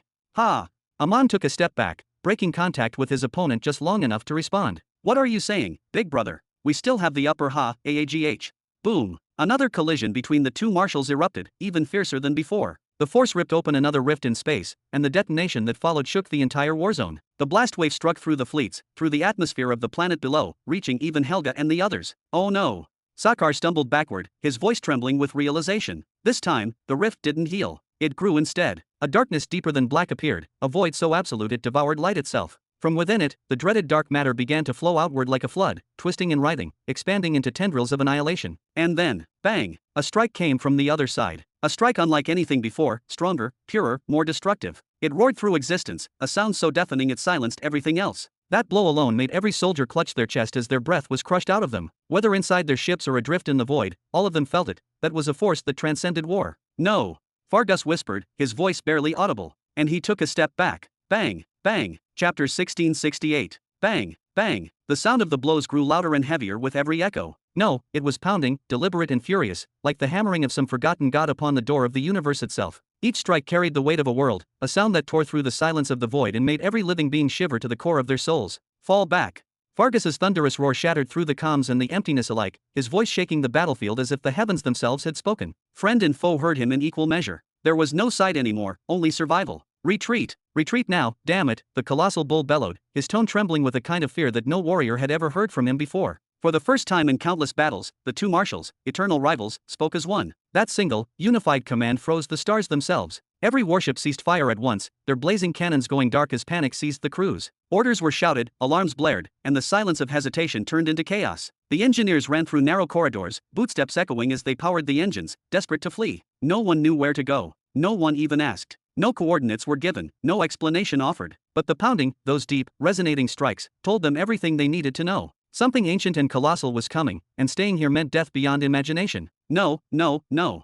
The Nexus states from both sides screamed, their composure shattered. These were beings who had faced cosmic storms and reality fractures, yet now they abandoned their duels, scattering like frightened insects through the stars. Big brother Sakar, what's happening? Why is everyone?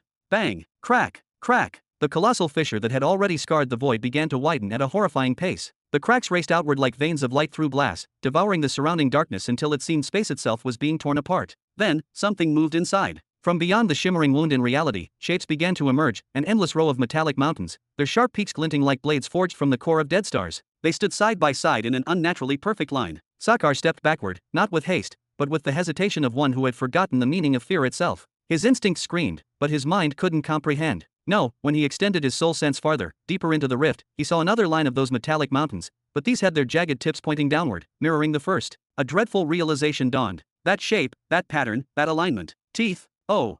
Sakar whispered, his body gone cold, his voice hollow. He stopped retreating entirely, like a man staring at the face of a god. Crack! With one final thunderous break, the rift split open completely. And then, something came through. A whoom. The sound was not just heard, it was felt. The vibration coursed through flesh, steel, and starlight alike. A massive head, pitch black and abyssal, pushed its way out from the rupture, so enormous that it dwarfed entire moons. Its eyes, two colossal orbs the size of oceans on Verilion, gleamed with ancient hunger. Within each, continents of light swam like drifting islands in a boundless, nightmarish sea. The very moment that monstrous head breached the rift, the cosmos convulsed. Space shivered like fabric in a storm, making movement almost impossible. Only a handful of ships, those whose captains had reacted on pure instinct, escaped at full thrust, vanishing into streaks of light. The rest remained, paralyzed by terror. Traveling through this warped, shaking void was no longer possible. No!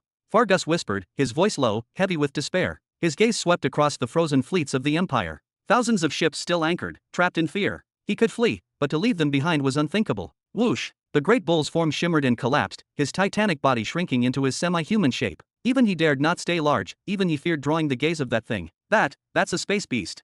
The marshal of the Allied forces screamed in sheer terror, his voice cracking as he prepared to flee. Wait! Fargus's shout tore through the comms. You're abandoning all your men here? You command 350 fleets under your name. Arg! The other marshal froze, sweat running down his temples. He knew, if he returned to Zurian empty-handed, without ships, without victory, he would be executed without a word. Yet what choice did he have? What mortal could stand against that? Oh whoom! The beast's massive form surged out faster, its endless body flowing from the rift like a serpent of the void. Despite its terrifying speed, it still took several long, agonizing minutes for the entire creature to emerge. And then, silence. Pure, suffocating silence. Those who had moments ago been locked in battles for life and death now stood frozen, their weapons useless, their courage gone. Some even forgot they existed. The space beast was shaped like a whale, an impossible, cosmic leviathan stretching thousands upon thousands of kilometers long. Its maw could swallow planets whole. Its fins could slice the heavens in two. Its long, shadowed beard shimmered with fragments of starlight, as if it carried galaxies tangled within it. Ooh! It released a bellow so deep and resonant that it rippled through time itself, a sound of joy and release, of freedom. No one spoke.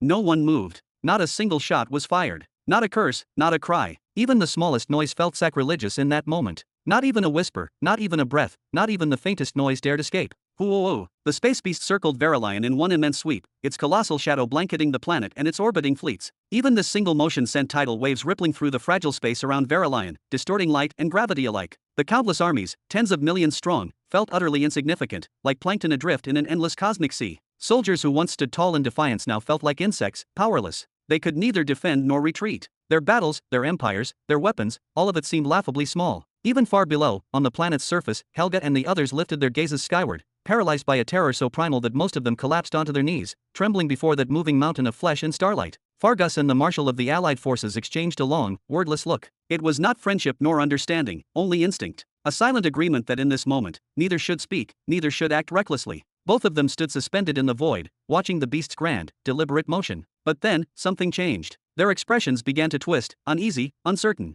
At first, the creature had looked joyous, almost playful in its newfound freedom, gliding through the stars as though celebrating release from eons of confinement. But soon, its immense body began to slow. That colossal eye, bright as a dying sun, shifted downward, scanning the world beneath it with deliberate curiosity. A vast planet, countless moving specks. A vast planet, countless crawling insects. A vast planet, countless living insects. The beast's gaze lingered. Its pupil contracted sharply, and an ominous stillness filled the void. Then came the low, dreadful rumble of its voice, muffled and ancient. Ooh! In the next instant, it turned violently, angling its massive body downward. The vacuum of space screamed as it descended, its enormous maw yawning open wide enough to swallow planets whole. Not while I still breathe.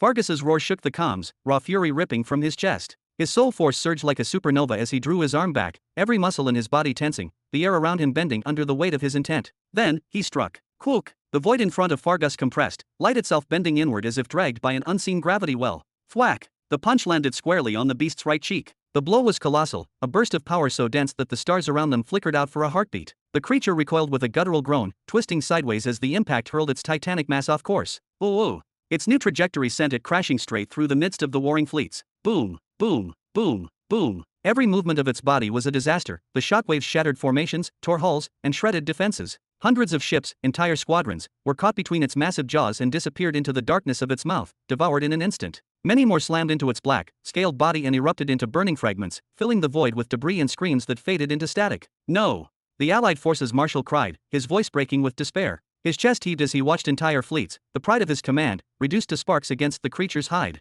Ooh! Once the beast slowed again, it pivoted in a wide, terrifying arc. It turned to face Verilion once more, its enormous eye burning brighter, its movements sharper. It wasn't done. The beast had chosen its prey, and its wrath was growing. This time, there would be no mere curiosity, only hunger and rage. Damn it, where did this nightmare come from? Fargus blasted forward like a comet, streaking toward the far side of Verilion, trails of light spiraling behind him. But just before reaching the other side, he paused. His instinct screamed. He turned sharply, looking back toward the man who had been his mortal enemy mere minutes ago, the one he had sworn to destroy. Brontair, he roared, his voice slicing through the battlefield. Are you just going to stand there and watch? The Allied forces marshal, Brontair, flinched, his mind torn. For a moment, his usual cold smirk faltered. His reply came sharp and bitter. You want me to protect Verilion for you? I'm here to destroy it. Then drag that monster away and protect your own damn fleets. Fargus shouted back, fury laced with reason. After that, you can destroy Verilion all you like. He turned his back, energy flaring around him like a storm. But if you won't help, don't blame me when I drive the space beast straight into your lines. Swoosh. With that, Fargus vanished in a burst of motion, streaking toward the beast's flank. Brontear's eyes widened, his face twisting between rage and disbelief. For a heartbeat, he hesitated, then cursed loudly, "Damn it all." And with a blinding flash, he too launched forward, joining the impossible battle against the monster that threatened to devour them all. Chapter 1669. Oh. The cosmic beast opened its colossal maw wide, revealing rows of serrated fangs as it lunged straight toward Verilion. Even though its size rivaled that of a small planet like Jura, it looked like a mere worm creeping toward an enormous apple. And yet, everyone knew what would happen once the worm reached the apple. Move away. Fargus unleashed his full might once again. Boom. The trajectory of his strike was meticulously calculated. The precise point of impact, the required amount of energy to produce the desired spatial distortion. Fargus had poured every ounce of his military experience into that blow. Boom. A tremendous spatial explosion erupted near the left side of the cosmic beast's jaw, forcing it to release a deep, guttural roar. Oh whoa whoa. The monster veered slightly to the right, its massive body dragging waves of warped space behind it. Then came the fleets of the Alliance army. No. Marshal Brontear bellowed, twisting his command ship around while shouting into the comms. What are you doing out there? Fire up the engines and retreat. Retreat immediately. Without hesitation, he charged forward, lowering his three sharp horns, directing them straight at the enormous creature. The sight of Brontear's brave charge was absurd and awe-inspiring at once, a microscopic organism challenging a cosmic whale. But, bam! A massive strike detonated beside the cosmic beast, forcing it once again to alter its course, pulling away from the core of the Alliance formation. Bam! Bam! Bam! The beast's colossal frame tore through the midst of the fleets once more, harvesting thousands of ships from both sides in a single devastating sweep. Yet this time, the crumbled Dreams Empire suffered the greatest loss. Brontear. Fargus gritted his teeth, glaring toward his opponent who had chosen to play the same game. He truly wanted to rush over and teach that fool a lesson, but the cosmic beast was already beginning to loop back, preparing for another strike. Now was not the time for personal battles. Froom. Every ship ignited its engines. No matter which empire they served, no matter how deep their hatred for Verilion or how fierce their desire to defend it, they all turned their ships in the opposite direction and began to flee. The intense spatial turbulence prevented them from jumping directly to full speed. They drifted like fragile paper boats tossed about in a raging cosmic sea, yet their engines continued to roar, pushing them farther and farther away, enemies and allies side by side in desperate flight. Wait. From both factions, the world cataclysms and Nexus states abandoned their duels, dashing toward the nearest vessels they could find, ally ships, Hedrick's ships, it did not matter. Survival was now their only law. My king. Arg. All the demons rushed in from every direction, forming a chaotic circle around Sakar. No one tried to stop them, and they made no attempt to stop anyone else. For today, even these terrifying entities had learned what true fear was. Big brother. Amon shrank rapidly in size, his voice trembling. Did you know that thing was coming? What is it exactly? This isn't the time.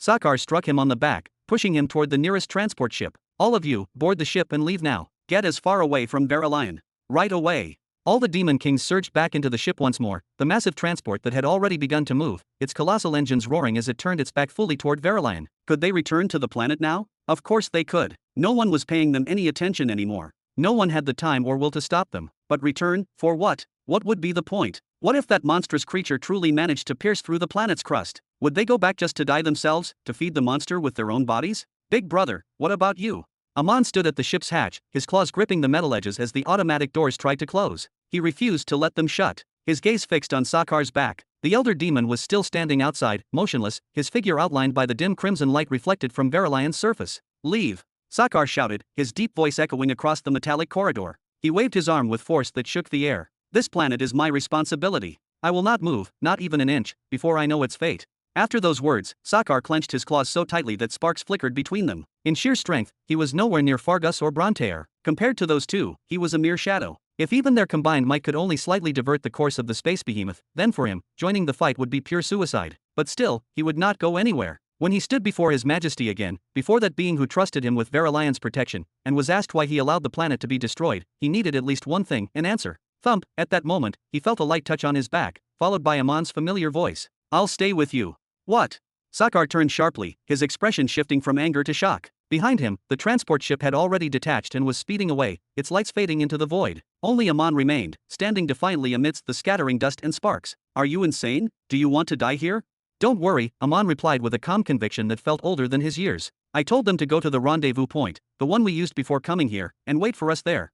His tone hardened, his eyes gleaming faintly with determination. I'll stay with you, brother. That's final. Sakar exhaled slowly, a deep, heavy sigh that carried the weight of realization. The cargo transport had already disappeared into the distance, arguing now was meaningless. So he turned back toward the burning horizon and focused on what was coming. The skies of Verilion had gone eerily quiet. Moments ago, hundreds of thousands of warships filled the heavens. Their cannon fire had created a false sun, a storm of light and sound raging directly above the planet. Now, all of that chaos had given way to stillness. The battlefield had become a graveyard of silence. Sakar could still sense the positions of countless ships retreating. Even now, warships of every size were fighting against the gravitational pull of the space beast's presence, struggling to escape the zone of distortion before engaging their hyperdrives. They were like fragile paper boats tossed in a raging cosmic sea, but still, their engines burned, pushing them farther and farther away. Enemies and allies alike fled side by side, united only by terror. Shush! From within the planet's atmosphere, more ships were clawing their way into orbit, remnants of the Allied army who had fought on the ground. The mere sight of that colossal creature drifting above was enough to make every survivor abandon the fight and run for their lives.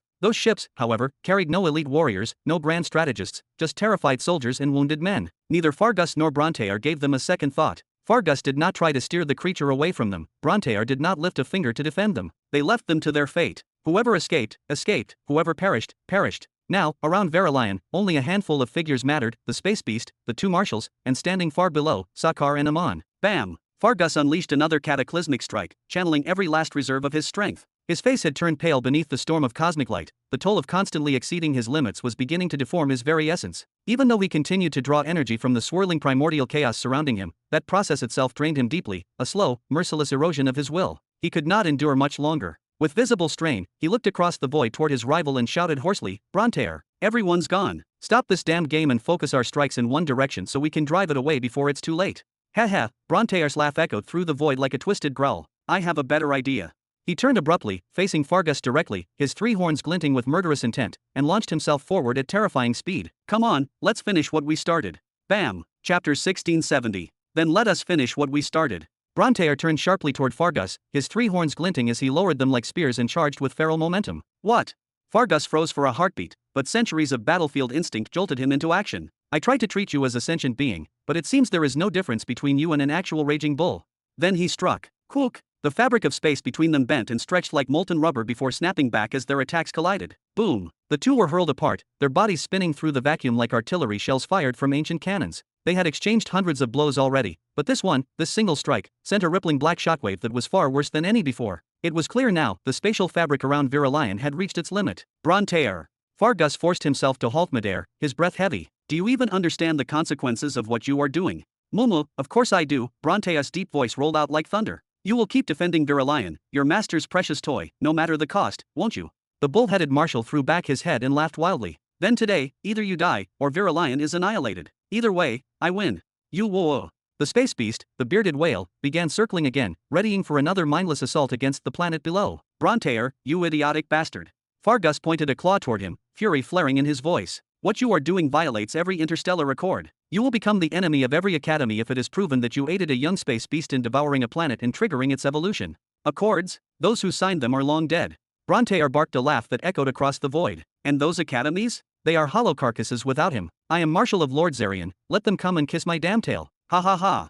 His laughter reverberated, shaking the energy fields around them as he readied his next strike. But he didn't charge immediately. Instead, Brontear stayed in place with that wicked grin twisting his face, one horned eye fixed on Fargus, the other on the bearded whale. There was calculation in his stance, a predator's patience. "You." Fargus stepped back slightly, realization dawning in horror. "You delusional fool. Even if he is dead, the stellar academies remain a supreme power. Even your master would be forced to hand you over to them." Terror surged in his chest. He finally understood Brontear's intent. That lunatic plan to strike at the exact moment the space beast drew near, clearing the way for it to tear into Verilion unopposed. If that happened, the planet would be doomed. "Yes, yes," Brontear murmured, his voice dripping with anticipation. He watched the bearded whale draw closer, his grin widening with every passing second, already imagining the grand reward his lord would bestow upon him for bringing such glorious destruction. He began to channel his power into his horns and legs, his massive body trembling from the buildup. He was moments away from launching his fatal charge. Zoom! Brontear's head jerked around, instincts flaring. His soul sense caught something fast approaching. A blood flower? What in the void is that?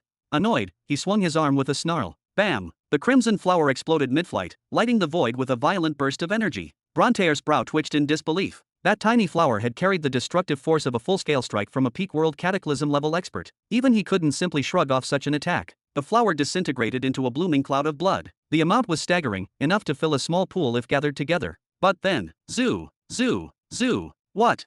Brontear's eyes widened in alarm. More crimson flowers burst from the blood mist, streaking toward him like a storm of death. Hundreds of them, each one pulsing with killing intent potent enough to make even a marshal shudder. Fargus's eyes snapped open to their widest, a tremor of realization cutting through the exhaustion in his soul. Before him, like a spark in the eternal darkness, a new thread of life shimmered into existence, a fleeting opportunity, one he absolutely refused to abandon. Without hesitation, his entire massive body turned toward the bearded whale. His wings flared wide, his tail tore through the starry void, and every fiber of his being focused on gathering power in his claws. This time, he would not hold back. This time, there was no need to fear Brontear's treacherous strike from behind. All distractions had vanished. Whoa! A brilliant surge of dense, verdant energy ignited deep within his chest, a living storm of pure will and ancient rage. The energy pulsed outward like a heartbeat, feeding into his arms, flooding his claws until they blazed with dazzling light. Fargus could feel his life force thinning. Each second, each breath, each beat of his heart drained away to fuel this one final blow. It didn't matter. Even if this strike devoured half of his existence, today he would repay the sacred debt he owed to Lord Hedrick.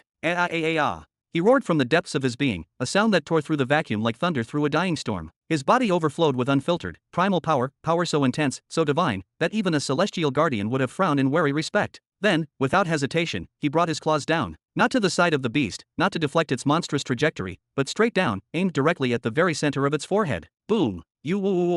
The bearded whale convulsed violently, its colossal body frozen in the void. Its massive head shook, tearing apart the fabric of nearby constellations. Cosmic storms howled into existence, swirling with cataclysmic fury. The sheer force of it ripped through the battlefield, battering even the mighty Fargus and the raging Brontear. The crimson chrysanthemums, the endless bloodborne flowers, were swept away, spinning across the void like dying stars, scattering into infinite fragments. The space beast continued to thrash, the void trembling under its anguish. Then, finally, with a guttural roar, it turned and drifted backward. From the shattered wand on its forehead, an inky substance began to flow, darker than the deepest night, heavier than the pull of gravity itself, oozing and coiling into space like the blood of a dying god. But it didn't retreat far. The bearded whale's entire frame shuddered once more before it unleashed a new, furious roar that echoed across dimensions. It began to turn again, preparing for another charge. Oh no! Fargus staggered backward, his breath uneven. His once radiant skin had turned pale, and beneath his eyes, darkness gathered like storm clouds. His frame seemed to wither, his very essence aged by decades in mere moments. That one attack had taken everything. He knew it. He couldn't unleash another strike, not even if it meant dying alongside his foe. Moo. The heavenly will desires Virilion's destruction. The heavenly will favors my lord alone. Brontear burst into manic laughter, his deep voice carrying both triumph and malice. Even though the monster had been halted momentarily, his scheme was still unfolding exactly as planned. But then, dying. A deep, resonant sound reverberated across the cosmos, echoing from the surface of Virilion. A sound so sharp, so mighty, that all combatants instinctively turned their gazes downward, the void itself trembling in its wake. At the very source of that sound stood a regal figure draped in imperial garments that shimmered under cosmic light. Before him, a titanic spike, like a planetary nail, was driving itself into the crust of Virilion, while in his grasp rested an enormous hammer glowing with divine runes. Each swing carried the weight of entire worlds. It was clear now that deafening ring was the echo of hammer striking nail, the prelude to a miracle. The planetary emperor, of the shattering meteor empire. And that's a first-grade planetary displacement gear. Fargus's dim eye suddenly flared with life again as he turned completely toward Virilion. Yes, the planet's master doesn't need to wait hours, he can shift his world immediately. All he needs to do is strike 3 perfect blows. No. Brontear's eyes widened in pure horror, veins bulging across his bull-like face. What are you doing? Stop. With a desperate roar of disbelief, the marshal hurled himself toward the planet, his form blazing with destructive aura as he tried to intercept what was already in motion. Yet deep down, the hammer was already rising again. Chapter 1671. Damn it. The planetary emperor of the shattering meteor's empire raised the colossal hammer slowly, with deliberate effort, as though he were lifting a mountain with his bare hands. It was not because the hammer was heavy, nor because his body was weak. No, this was the law. The ritual demanded 3 strikes, each one separated by silence long enough for the echo to travel across the entire planet, reaching every ear, stirring every soul, before the next blow could fall. And this was a privilege. For if an outsider, a stranger to the planet, attempted the same feat, he would have to wait not minutes, but hours, perhaps even days between each strike. Doom. The first impact shook the crust of the world. The sound was not just heard, it reverberated through the marrow of the planet itself. Mountains quivered, skies rippled, and even the stars seemed to blink in rhythm with the vibration. The emperor lifted his gaze upward. Above the atmosphere, space itself trembled. His eyes narrowed when he saw the distortion. It was Marshal Brontear, hovering in orbit, his enormous horns crackling with energy. He was preparing an annihilating strike, one powerful enough to pierce the atmosphere and obliterate the emperor before he could complete the ritual. Damn you! The planetary emperor closed his eyes tightly, gripping the hammer again with both hands. His arms trembled, not from fear, but from the tension of what he carried, his duty, his people, and his homeland. He was not fighting for Hedrick anymore. He was living and fighting for the land of his birth, for the soil that had shaped him. Brontaer!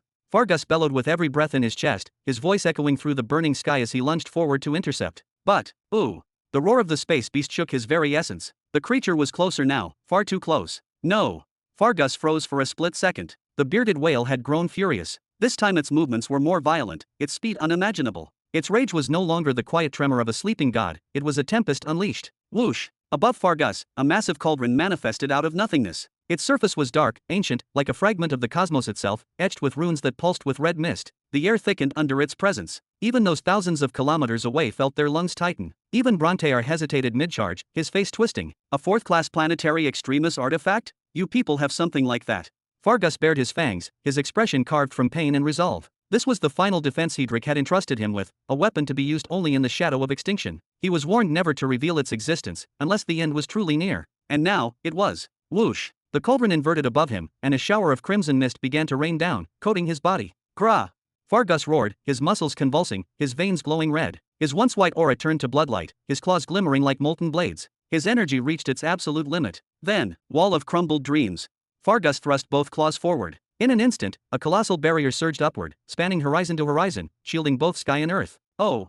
But the beast did not stop. It lunged. Bam! BFFHK. The impact sent shockwaves across the continent. Fargus coughed blood violently, his eyes bleeding from the force, but the wall held. The beast halted midair, its mass grinding against the red light. Damn it! Brontaer's eyes burned with envy. The power of a fourth-class extremis relic was beyond comprehension. His pride could not bear it. He immediately shifted his focus, gathering energy to strike Fargus instead of the planet. But then, ding! The second strike resounded across the world. That's enough, insect. Know your place. Brontaer looked down again, snarling, his three horns radiating energy. He had gathered more than enough power now, enough to shatter the planet's outer shell with a single headbutt. You won't. Fwoosh! A small spatial gate opened silently behind Brontaer. Then, zwoo, zwoo, zwoo. Hundreds of crimson daisies burst forth, swirling like a storm and colliding with his back in a cascade of explosions. Arg! Brontaer howled in pain. Each blossom was a miniature catastrophe, and now hundreds detonated across his hide without warning. His gathered momentum scattered instantly, his attack unraveling before completion. Who dares? Ah! He twisted in the void, eyes darting wildly until he saw it, a lone crimson soldier, standing firm, channeling endless waves of daisies through a small warp gate before him. Enough! Brontaer tried to flee. He twisted, accelerated, spun, but the flowers pursued relentlessly, tracking his every move, homing in as though guided by vengeance itself. And no matter how high he flew, or how deep into the void he plunged, the crimson storm followed, unending, until his fury boiled past the limits of reason. Brontaer's massive frame twisted with terrifying speed, his three horns gleaming with celestial light as he turned entirely toward Sakar. The space around him warped from the sheer force of his power, and his booming voice ripped through the vacuum of the void itself. Die! Sakar froze where he stood, his pulse pounding like thunder in his ears. The flow of crimson chrysanthemums from his hand stopped instantly. The moment Brontaer's monstrous gaze fell upon him, he felt the crushing weight of annihilation, an instinct deeper than thought, a primal certainty that death itself had noticed him. For an instant, Brontaer's colossal figure blurred in Sakar's vision until he seemed to fill the cosmos, as if he were the bearded space behemoth reborn in demonic flesh. Whoosh! Sakar's arm, once a fountain of luminous red petals, erupted instead into torrents of blood. He shaped it frantically, drawing from his very life force, crafting wall after wall after wall of gleaming blood before him. Each one reflected the void like polished glass, each trembling under the monstrous energy bearing down upon it. But, bam! The first wall shattered instantly. The second disintegrated in the same heartbeat. The third and fourth exploded in a rain of red mist that boiled away into nothingness. Sakar barely managed to raise his head before the unimaginable force hit him. He saw space itself bend, folding like cloth around the impact point, the airless void screaming in protest. Oh, no! Bang! The strike connected squarely with his chest. His armor crumpled inward like paper, runes flaring and dying in the same breath. Then whoosh! His entire body was sent hurtling backward across the emptiness, spinning through broken debris and starlight until he vanished into the far horizon. His fate, unknown. Oh! During this chaos, the bearded whale, that ancient creature of the void, reared back, its massive fins glowing with sickly light. Then it surged forward again, ripping through the vacuum like a tidal wave of pure destruction. Bam! Buffet! Fargus coughed a fountain of blood. His clothes were drenched crimson, his breath ragged and weak. Even remaining conscious was agony. His vision swam, but amidst the blur, one image remained clear, the scarlet wall still stood. But he knew, there would not be a third time. The next strike would shatter both the wall and his soul. Humph! Brontaer snorted sharply through his triple nostrils, the air around him twisting with pressure. He watched with disdain as the crimson soldier disappeared into the far reaches of the void, then turned his rage once more toward the planet. He began gathering his might again, horns glowing, veins pulsing with the rhythm of a live-in storm. But before his next attack could begin, something impossible happened. The thick, swirling blood clouds that had cloaked the planet's eastern pole after the explosion of the crimson daisies began to move on their own. Slowly at first, then faster, twisting, circling, spiraling, until they rose into the void and wrapped around Brontear like a colossal shroud. What the? Brontear growled, his voice shaking the void. He struggled, flaring his aura, but the grip of that crimson mist tightened around him. It was no ordinary vapor, its density was monstrous. What is this? What's happening to me? Snarling, he redirected the energy gathered in his horns into his massive hand. The veins along his arm burned bright with golden light as he prepared to release his full destructive might, enough to tear a moon apart. But before he could strike, the blood moved again. Poof! The mist thickened, coalescing, pulling toward a single point. And from within that swirling, boiling ocean of blood emerged a colossal crimson giant, towering over 400 meters tall. The void trembled beneath its presence. It raised a warhammer the size of a fortress, runes blazing across its head like rivers of molten metal. The air vibrated with every motion, and when the giant spoke, the sound was like thunder rolling through eternity. Say hello to your master, on my behalf. I am Amon. Ha, ha, ha, ha. Brontear's thoughts faltered. Normally, not even a strike from a top-level world cataclysm or even Nexus State warrior could hurt him outright. But now, here, in the emptiness of space, bound and shackled by the crimson mist coffin, unable to evade or defend, if that hammer struck him directly. Thum! Amon brought the warhammer down. The blow tore open space itself. Whoosh! No! Brontear's scream echoed through the cosmos as his massive body was hurled into the endless void, burning like a falling star. The light of his aura stretched into infinity before vanishing completely. No one knew where he went, or if he would ever return. And then, ding! The third strike fell and resounded through the heavens. Chapter 1672. Ding! The sound of the third strike rang out, deep and resonant, shaking the fabric of space itself. The vibration rippled through the void like a wave of thunder that refused to die. The familiar echo caught Amon's attention instantly. His head snapped toward the source, instinct sharp, his expression tightening with tension. He remembered clearly what Big Brother Sakar had told them, that something extraordinary, something decisive, would occur on the third strike. What? The word escaped his lips involuntarily as his eyes widened. Amon stumbled back a few steps, shocked to his core. The space where he looked was empty. No light, no form, no trace, just the cold, endless void stretching infinitely in all directions. Planet Verilion had vanished. Completely. Simply gone, erased from existence like it had never been there at all. He. Fargus glanced back over his shoulder. His breath was ragged, his chest heaving in exhaustion. Blood continued to pour from his mouth in slow, heavy drops, soaking his uniform so thoroughly that the fabric clung to his skin. Yet despite the agony, despite the fact that his body trembled from pain, a faint, triumphant smile curved his lips. His mission was done. His role for today was complete. Verilion would live to see another dawn. Ooh! From the void came a roar that split reality itself. The space beast lunged forward for the third and final time, its colossal form twisting through the stars. This time, crack! The great wall of crumbled dreams, once believed unbreakable, shattered into 1,000 luminous fragments. The beast tore through it with unstoppable momentum, continuing its furious charge forward as if enraged by the very act of resistance. Ka! Marshal Fargus's pupils rolled back beneath his eyelids. That last impact crushed his spirit. It broke his will, his endurance, and even the remnants of his consciousness. His mind slipped into darkness, and his body went limp. Oh no, this is bad. This is really bad. Amon cried out, his voice trembling as he watched the monstrous spectacle unfold. The space beast was closing in at terrifying speed. Its shadow engulfed Fargus's unconscious body, jaws yawning open to devour him whole. Amon's heart pounded, but he didn't move forward. He knew what would happen if he tried to save him. With that monstrous speed and power, he would be swallowed alive in an instant. He clenched his fists. No, he wouldn't die here. Not for that man. Not for Verilion. His service to his lord was far from over. He still had centuries left to offer. But then, just as Amon was silently mourning Fargus's inevitable death, whoosh, something stirred in the emptiness. One of the scattered blood daisies drifting through space, close to Fargus, suddenly flared with light. It began to move. Gently, it started to push his body, and astonishingly, another daisy moved too, nudging the massive dark cauldron beside him. Oh! At the last possible moment, right before one of the bearded whale's mountainous fangs could crush Fargus's body, whoosh, the glowing daisy forced him out of harm's way, twisting space slightly as it propelled him aside. Doom! Even the mere swimming motion of that enormous creature created waves in the fabric of the void. Space itself rippled like liquid glass. Those immense shockwaves struck both the daisy and Marshal Fargus, who was still so close that their energies intertwined. The daisy exploded instantly into a cloud of glittering fragments, and Fargus's body convulsed violently, bones straining, muscles twisting, his form nearly crushed beneath the invisible pressure. Come here! Amon dashed closer, just enough to stay safe, and extended his colossal hammer. Its gravitational pull locked onto Fargus and the cauldron, yanking them both toward him with overwhelming force. Without wasting a heartbeat, he flung himself backward at full speed, retreating across the void. He didn't even dare wait to properly catch Fargus's body, because he knew what was coming next. Someone, or something, was about to lose control completely. And indeed, ooh! The bearded whale unleashed a roar so powerful it tore through light itself. The creature had barely squeezed its vast body through the shattered wall, only to find its prize gone, its perfect meal missing. The whale twisted violently, its immense bulk bending the stars around it. Its enormous eyes darted left and right, scanning the surrounding void with fury and frustration. But no matter how it searched, the luscious, life-filled planet was nowhere to be found. Uo.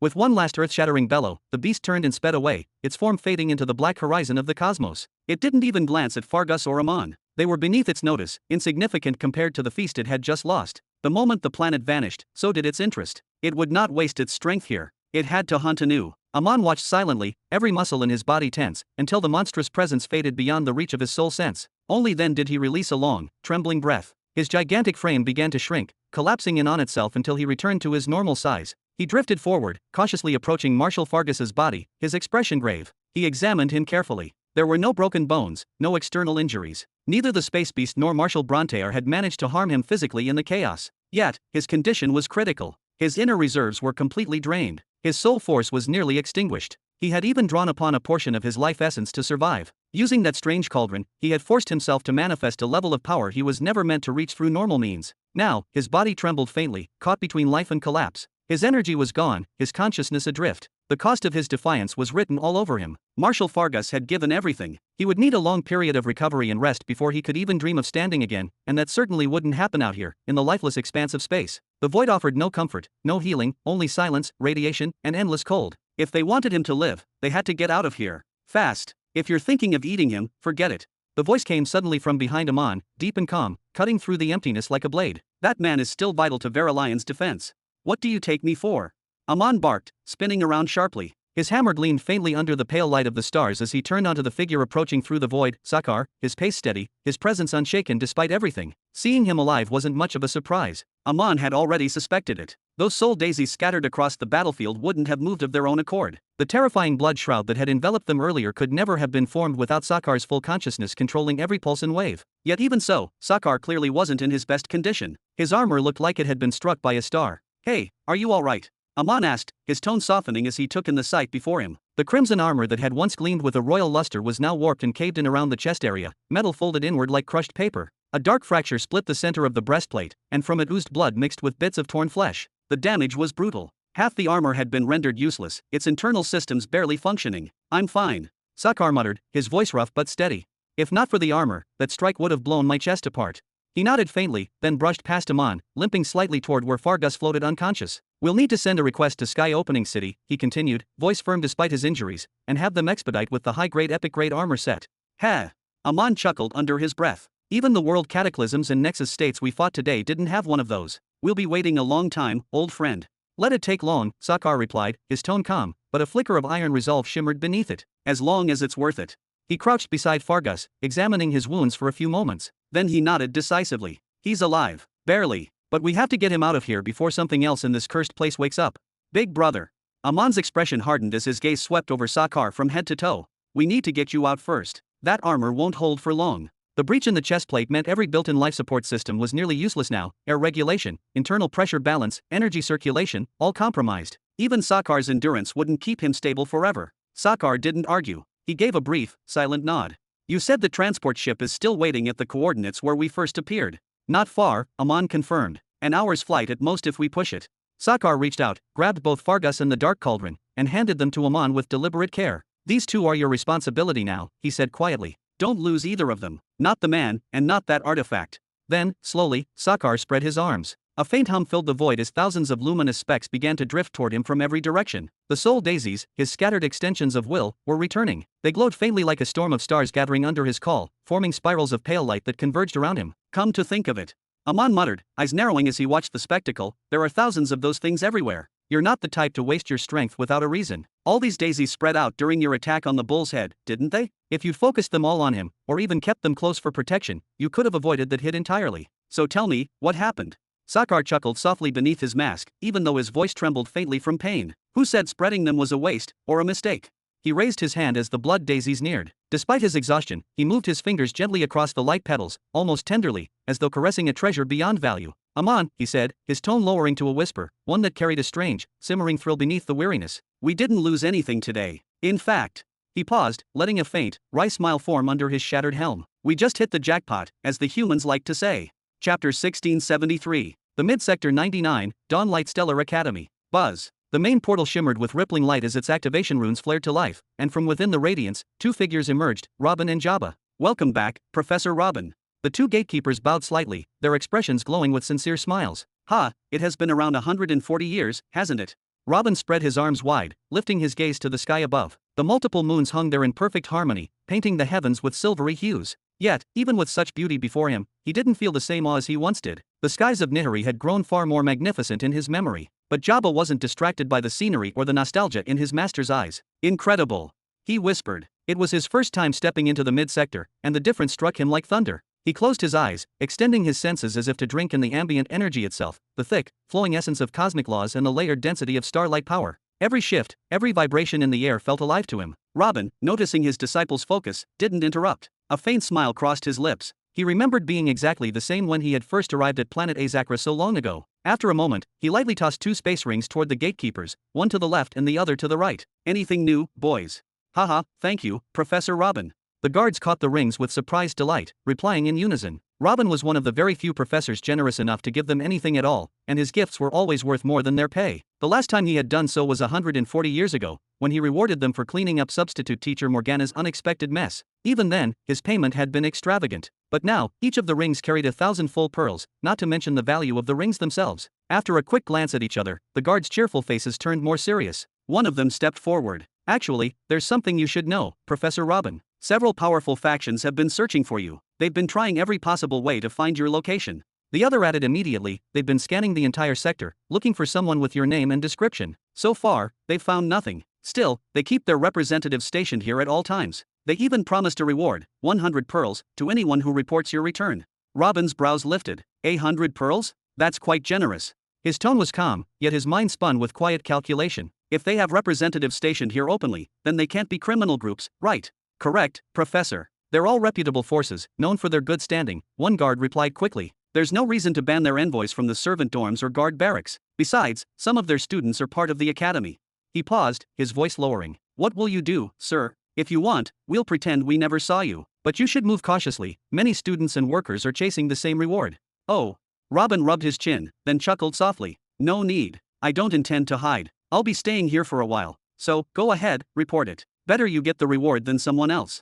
Thank you, Professor Robin. Both guards answered with genuine excitement, their respect for him soaring even higher. They couldn't help but wonder, why did everyone in the academy claim that Professor Robin was cold and disliked others? To them, he seemed genuinely kind. Hey, enough daydreaming, Robin said suddenly, giving Jabba a light slap on the back. You can continue your meditations later. Then he strode down the stairs ahead. Wait. Jabba hurried after him. Teacher, is the entire mid-belt like this, or is this academy some sort of special case?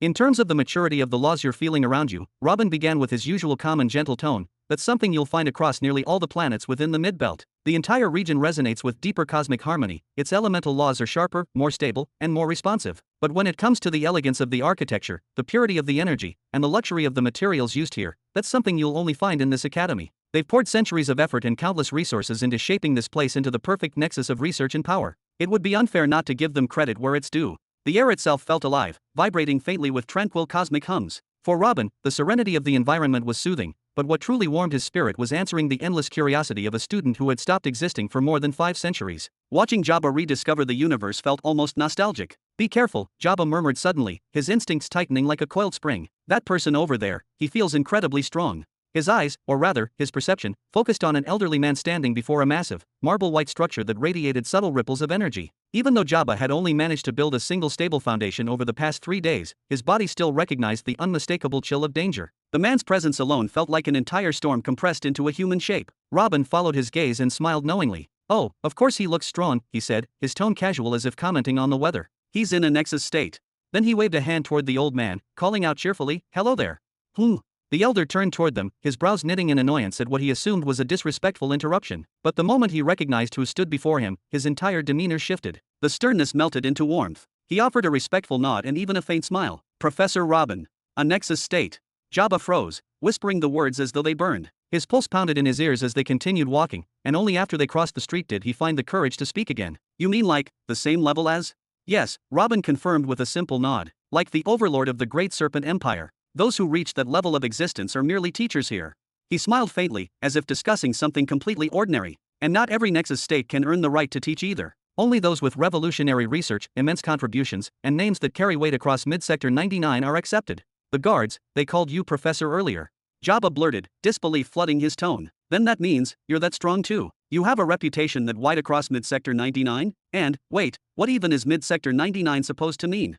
3 days. Only 3 days had passed since Jabba had awoken and set foot in the imperial palace of Jura alongside Robin, and yet those days had felt like lifetimes. From the moment he entered that enormous palace, its walls breathing and shifting as though alive, its gardens filled with Treyant beings playing under the suns, his mind had been caught between awe and disbelief. He had met Zara, Kristen, and the other great figures of the Empire. He had learned of the terrifying scale of the true beginning Empire's influence now, its armies spanning galaxies, its research pushing the boundaries that couldn't comprehend fully. Every hour that passed brought new discoveries, and yet, deep down, he knew he was only brushing the surface of something far greater. All that wonder combined still couldn't compare to what he felt when Robin took him beyond Jura, when they arrived at planet S1000 and used its colossal gate to ascend toward the mid-belt. 1,000 planets. 1,000. Before Jabba's long slumber, Robin had owned only 3. You'll understand everything soon, Robin said with a soft laugh, his voice both comforting and mysterious. Don't rush it. The universe rewards patience. He then turned left, his cloak swaying gently with each step, and gestured toward a towering complex gleaming under the morning stars. We've arrived, he said proudly, his eyes glimmering with nostalgia. This is my academic building. Chapter 1674.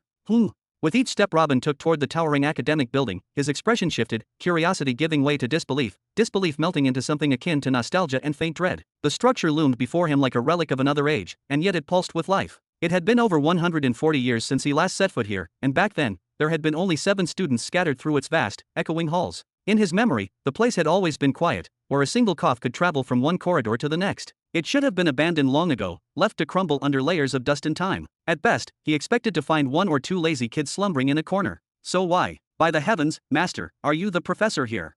Jabba's jaw practically dislocated as he stumbled backward, his wide eyes darting around in disbelief. All of these are your students.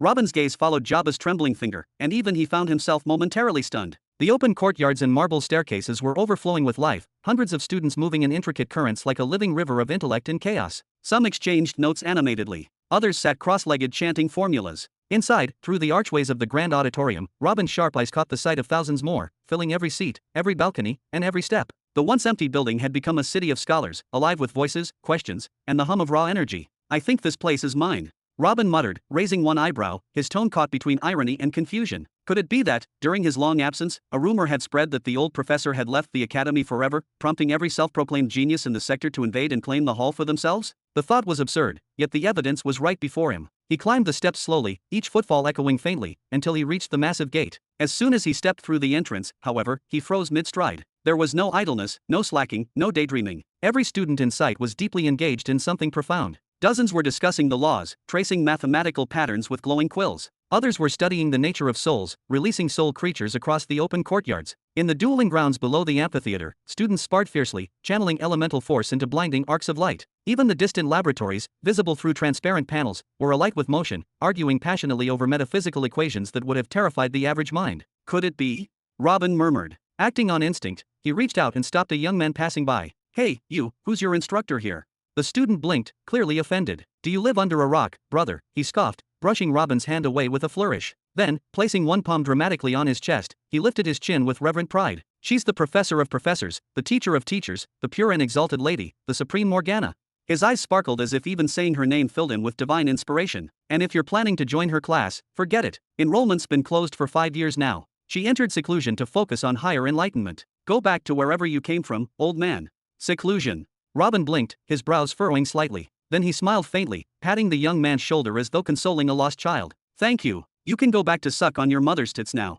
But his heart was no longer calm. All these students, here because of Morgana? Why would she enter seclusion? After her injury, her soul and physical progression had been utterly sealed. No matter how much she trained, she shouldn't have been able to advance even a single step. For her to attempt such a thing. Unless.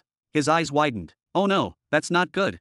Without another word, Robin dashed forward, his body blurring as he sprinted through the corridors like a bolt of lightning. Startled students turned and shouted as gusts of displaced air rushed past them. Hey, what are you doing? Stop. That's the substitute teacher's private quarters. Their voices barely reached him. He didn't slow down, didn't even glance back. His urgency radiated through every motion, every heartbeat. He was certain something was wrong. At last, he reached the top floor. Without hesitation, he seized the doorknob with a click, but it didn't budge. The handle was like stone beneath his grip, unmoving, as though fused to the very world itself. A protective spell. A strong one. Morgana.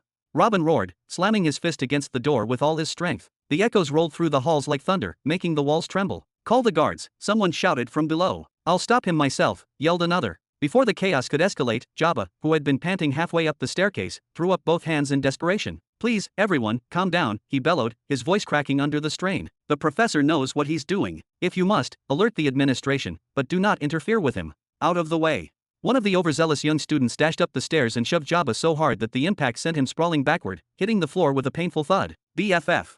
Jabba gasped sharply as pain surged through his chest. Without any layer of protection left to absorb the blow, even a casual push felt like being struck by a hammer. His breathing became shallow, his hands trembling as he tried to rise. Tisk, pathetic worm, the arrogant student scoffed, looking down at him as if he were some crawling insect. You, stop me? Trash like you doesn't even deserve to polish the steps of the servant's wing, much less touch the sacred stairs of the professor. His smirk widened with contempt before he turned away, leaving Jabba coughing and struggling to catch his breath. Robin froze mid-motion, his hand still pressed against Morgana's sealed door. The faint echo of Jabba's pain reached his ears, and a dangerous stillness fell over him. Slowly, his head turned toward the sound, his gaze igniting into a glare so sharp it could slice through steel. Dozens of students were already charging up the staircase, their auras flaring, their faces burning with self-righteous anger. Robin's lips curved downward, his voice low and filled with venom. You children are courting death.